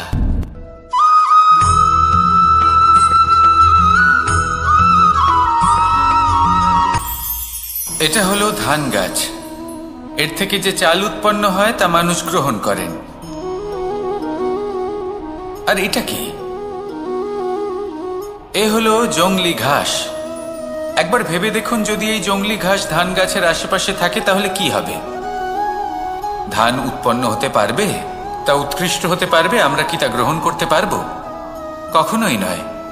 এই জংলি ঘাস ধানকে নষ্ট করে দেবে, কিন্তু নিজে জীবিত থাকবে। এটাই হলো আজকের শিক্ষা। এই সংসারে যদি আপনি নীতির পথে চলতে চান, উচিত কর্ম করতে চান, সংসারকে সেবা করতে চান, তাহলে জংলি ঘাসের মতো ব্যক্তিদের থেকে সবসময় দূরে থাকতে হবে। সেই ব্যক্তি যারা দুর্নীতি এবং মিথ্যা দ্বারা পরিপূর্ণ, যাদের ব্যবহার অশুভ, যাদের অনেক অশুভ গুণ রয়েছে, তারা সঠিক নয়। সেই সকল ব্যক্তি যাদের চরিত্র অত্যন্ত দুষ্ট হয়, তারা হয় শুভ চরিত্রের ব্যক্তিকে একদম নষ্ট করে দেয়, নয় নিজের মতো বানিয়ে তোলে। তাই যদি আপনি নীতির পথে চলতে চান, এই সংসারের জন্য শুভ কর্ম করতে চান, তাহলে সেই সঙ্গ লাভ করুন যে সঙ্গ জ্ঞানে পরিপূর্ণ, যাদের মধ্যে অনেক গুণ আছে, যাদের থেকে প্রতিদিন কিছু শিখতে পারবেন, এমন ব্যক্তির সাথে জীবন অতিবাহিত করুন। দুরাচারীদের থেকে দূরে থাকুন, তবেই এই মন প্রসন্ন হয়ে বলবে, রাধা রাধা।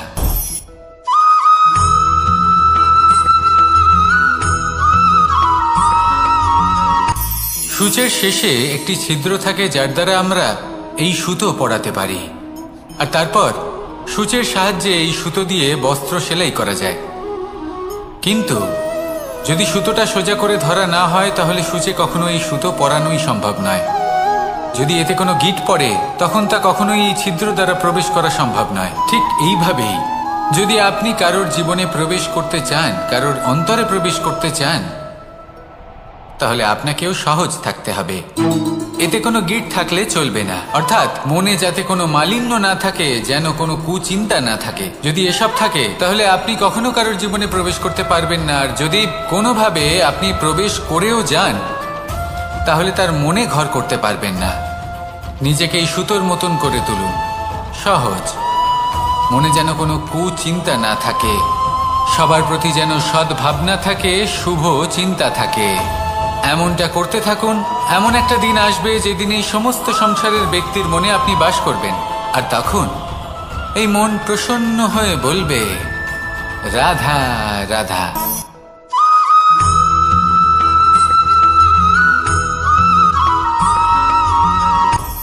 আপনি কখনো পর্বতের শিখরে উঠেছেন? আপনি দেখতে পাবেন পর্বতের পদতলে প্রচুর সুন্দর ফুল রয়েছে, সবুজ বনানী রয়েছে। যত আপনি ওপরে উঠতে থাকবেন, তত ফুল কমতে থাকবে, সবুজ বনানী কমতে থাকবে। আরো কিছুটা ওপরে উঠলে কাঁটা জাতীয় গাছ দেখতে পাবেন, শুকনো গাছ দেখতে পাবেন। আরো যদি ওপরে ওঠেন, তাহলে পাষাণ দেখতে পাবেন। আরো উপরে উঠলে হিমখণ্ড দেখতে পাবেন। এই যে পর্বত, তা মনুষ্য জীবনের সব থেকে উত্তম উদাহরণ। মানুষ যখন সাফল্যের শিখরে পৌঁছতে চান, মহানুভবতার শিখরে পৌঁছতে চান, পথে যত আস্তে আস্তে উপরে উঠতে থাকেন, ততই ভৌতিক বস্তু তার থেকে বিচ্ছিন্ন হতে থাকে। যদি তিনি সেই ভৌতিক বস্তুগুলি ত্যাগ না করতে পারেন, তাহলে কখনোই সেই স্থানে পৌঁছতে পারবেন না। আর মানুষ যদি উচিত ত্যাগ করতে পারেন, পথে অগ্রসর হতে থাকেন, এগোতে থাকেন, তাহলে একদিন না একদিন তিনি মহানুভবতার, জ্ঞানের, সাফল্যের হিমের স্বাদ অবশ্যই লাভ করবেন।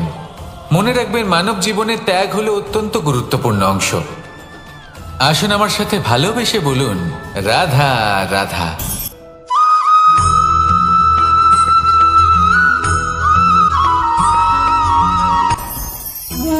ভোজন। এবার ভোজন সংগ্রহ করার জন্য মানুষ কি না করেন, সব সময় চেষ্টা করতে থাকেন। ফসল উৎপাদনের জন্য অনেক পরিশ্রম করতে থাকেন, কিন্তু অনেক সময় অনেক পরিশ্রম করার পরেও ফসল ভালো উৎপাদন হয় না। এর কারণ কি? কারণ হলো এটাই যে আপনি পরিশ্রম হয়তো অনেক করেছেন, কিন্তু আপনার নজর তো সেই বীজের দিকে ছিলই না যা আপনি রোপণ করেছেন।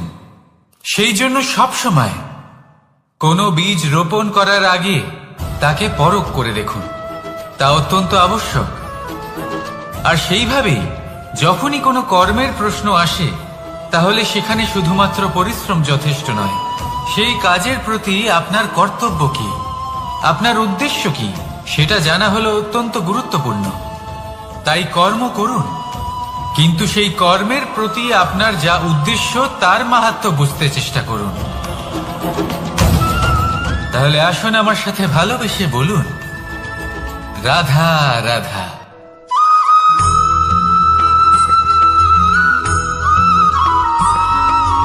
বসন্ত ঋতু, এই সময় মন আনন্দে ভরে থাকে। এমন মনে হয় যেন আমরা আকাশে বিচরণ করতে চলে যাই, কিন্তু সেটা তো সম্ভব নয়। সেই জন্য হয়তো আমরা ঘুড়ি ওড়াই, এই ঘুড়িকে নিজেদের প্রতিরূপ মনে করে। এবার অনেক মানুষ আছেন যারা ঘুড়ি ওড়ান, কিন্তু এই কর্মের সারমর্ম কি সেটা কজন বুঝতে পারেন? আপনি এটা মনে করুন যে আপনি হলেন সেই ঘুড়ি, আর এই সুতো যিনি ধরে রয়েছেন তিনি হলেন পরমাত্মা। আর এই সুতো যেখান থেকে শুরু হয়, সেই লাটাই হলো আমাদের কর্মচক্র। এবার আপনি নিজেই অনুমান করুন যে এই উড়ান কার ওপর নির্ভরশীল, পরমাত্মার ওপর আর আপনার কর্মের ওপর।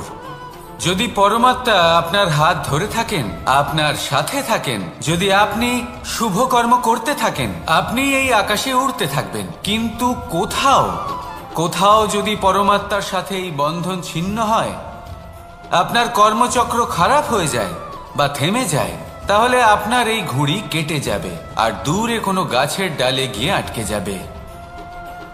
তাই শুধুমাত্র ঘুড়ি ওড়াবেন না, তার থেকে শিখুন, পরমাত্মার সাহচর্যে থাকুন, সবসময় শুভ কর্ম করতে থাকুন আর সবসময় এই আকাশে উড়তে থাকুন। আসুন আর আমার সাথে ভালোবেসে বলুন, রাধা।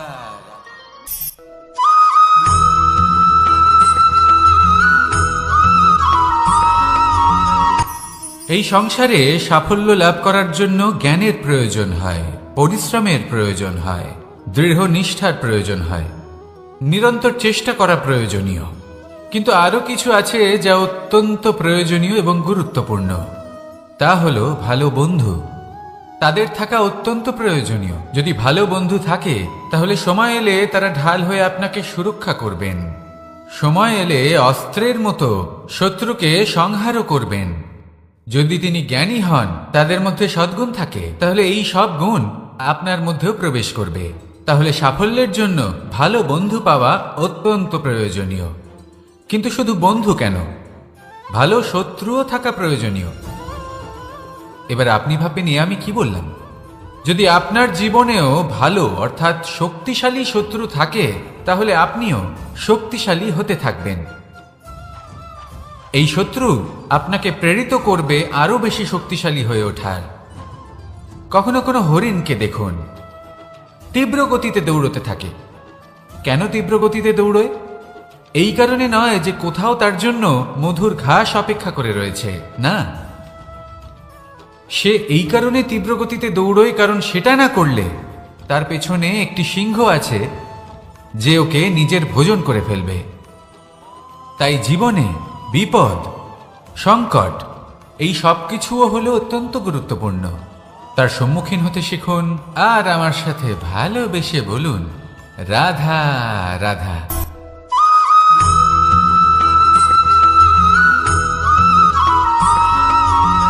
ভালোই, শুধু ওনাদের কঠোর ব্যবহার দেখলে আমরা একটু ভয় পেয়ে যাই।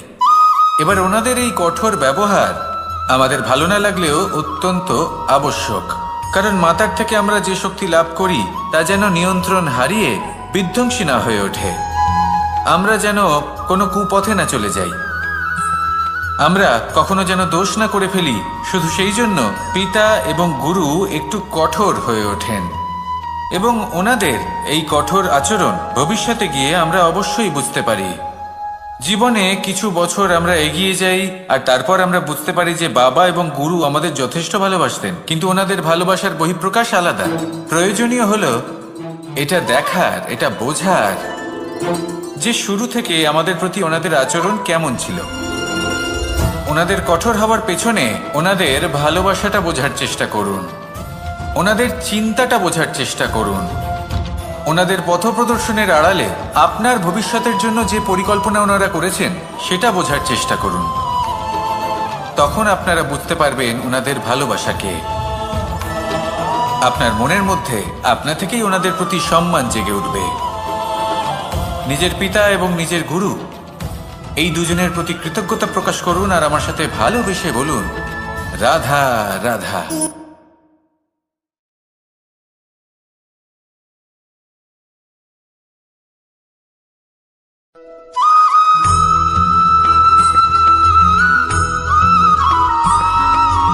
কথায় আছে, প্রত্যেক পুত্র তার পিতার প্রতিচ্ছবি হয়, আর সমস্ত প্রতিচ্ছবি চায় যেন সে তার অস্তিত্ব প্রাপ্ত করতে পারে। পুত্র চায় সে যেন তার পিতার মতো হয় বা কখনো কখনো তার থেকেও শ্রেষ্ঠ হয়। সেটা কোনো অনুচিত ব্যাপার নয়। অনুচিত তখন হয় যখন পুত্র নিজের পিতার মতো হবার স্বপ্ন পূরণ করতে গিয়ে বা তার থেকেও শ্রেষ্ঠ হওয়ার স্বপ্ন পূরণে অনুচিত পথের আশ্রয় নেয়। কারণ তারপরে সে তার পিতার গুণগুলি আত্মসাৎ করতে চায় না। সে শুধুই এটা চায় যে সংসারের চোখে যেন আমি শ্রেষ্ঠ প্রমাণিত হই। এটা অনুচিত। সংসারে এমন অনেক মানুষ আছেন যারা এই কারণে শ্রেষ্ঠ হওয়ার চেষ্টা করেন যাতে তার পরিবারের তার পিতার সম্মান বৃদ্ধি পায়। এমনও মানুষ থাকেন, আর এটাই হলো পার্থক্য উদ্দেশ্যের। মনে রাখবেন, যদি আপনার উদ্দেশ্য শুভ হয় তাহলে পথও শুভ হবে, যদি আপনার উদ্দেশ্য অশুভ হয় তাহলে পথও অশুভ হবে। তাহলে নিজের পিতার মতো হবার চেষ্টা অবশ্যই করুন, তার থেকেও শ্রেষ্ঠ হওয়ার চেষ্টা অবশ্যই করুন, কিন্তু মনে রাখবেন আপনার সংকল্প আর আপনার উদ্দেশ্য এই দুই শুভ হওয়া উচিত। তাহলে আসুন আর আমার সাথে ভালোবেসে বলুন, রাধা রাধা।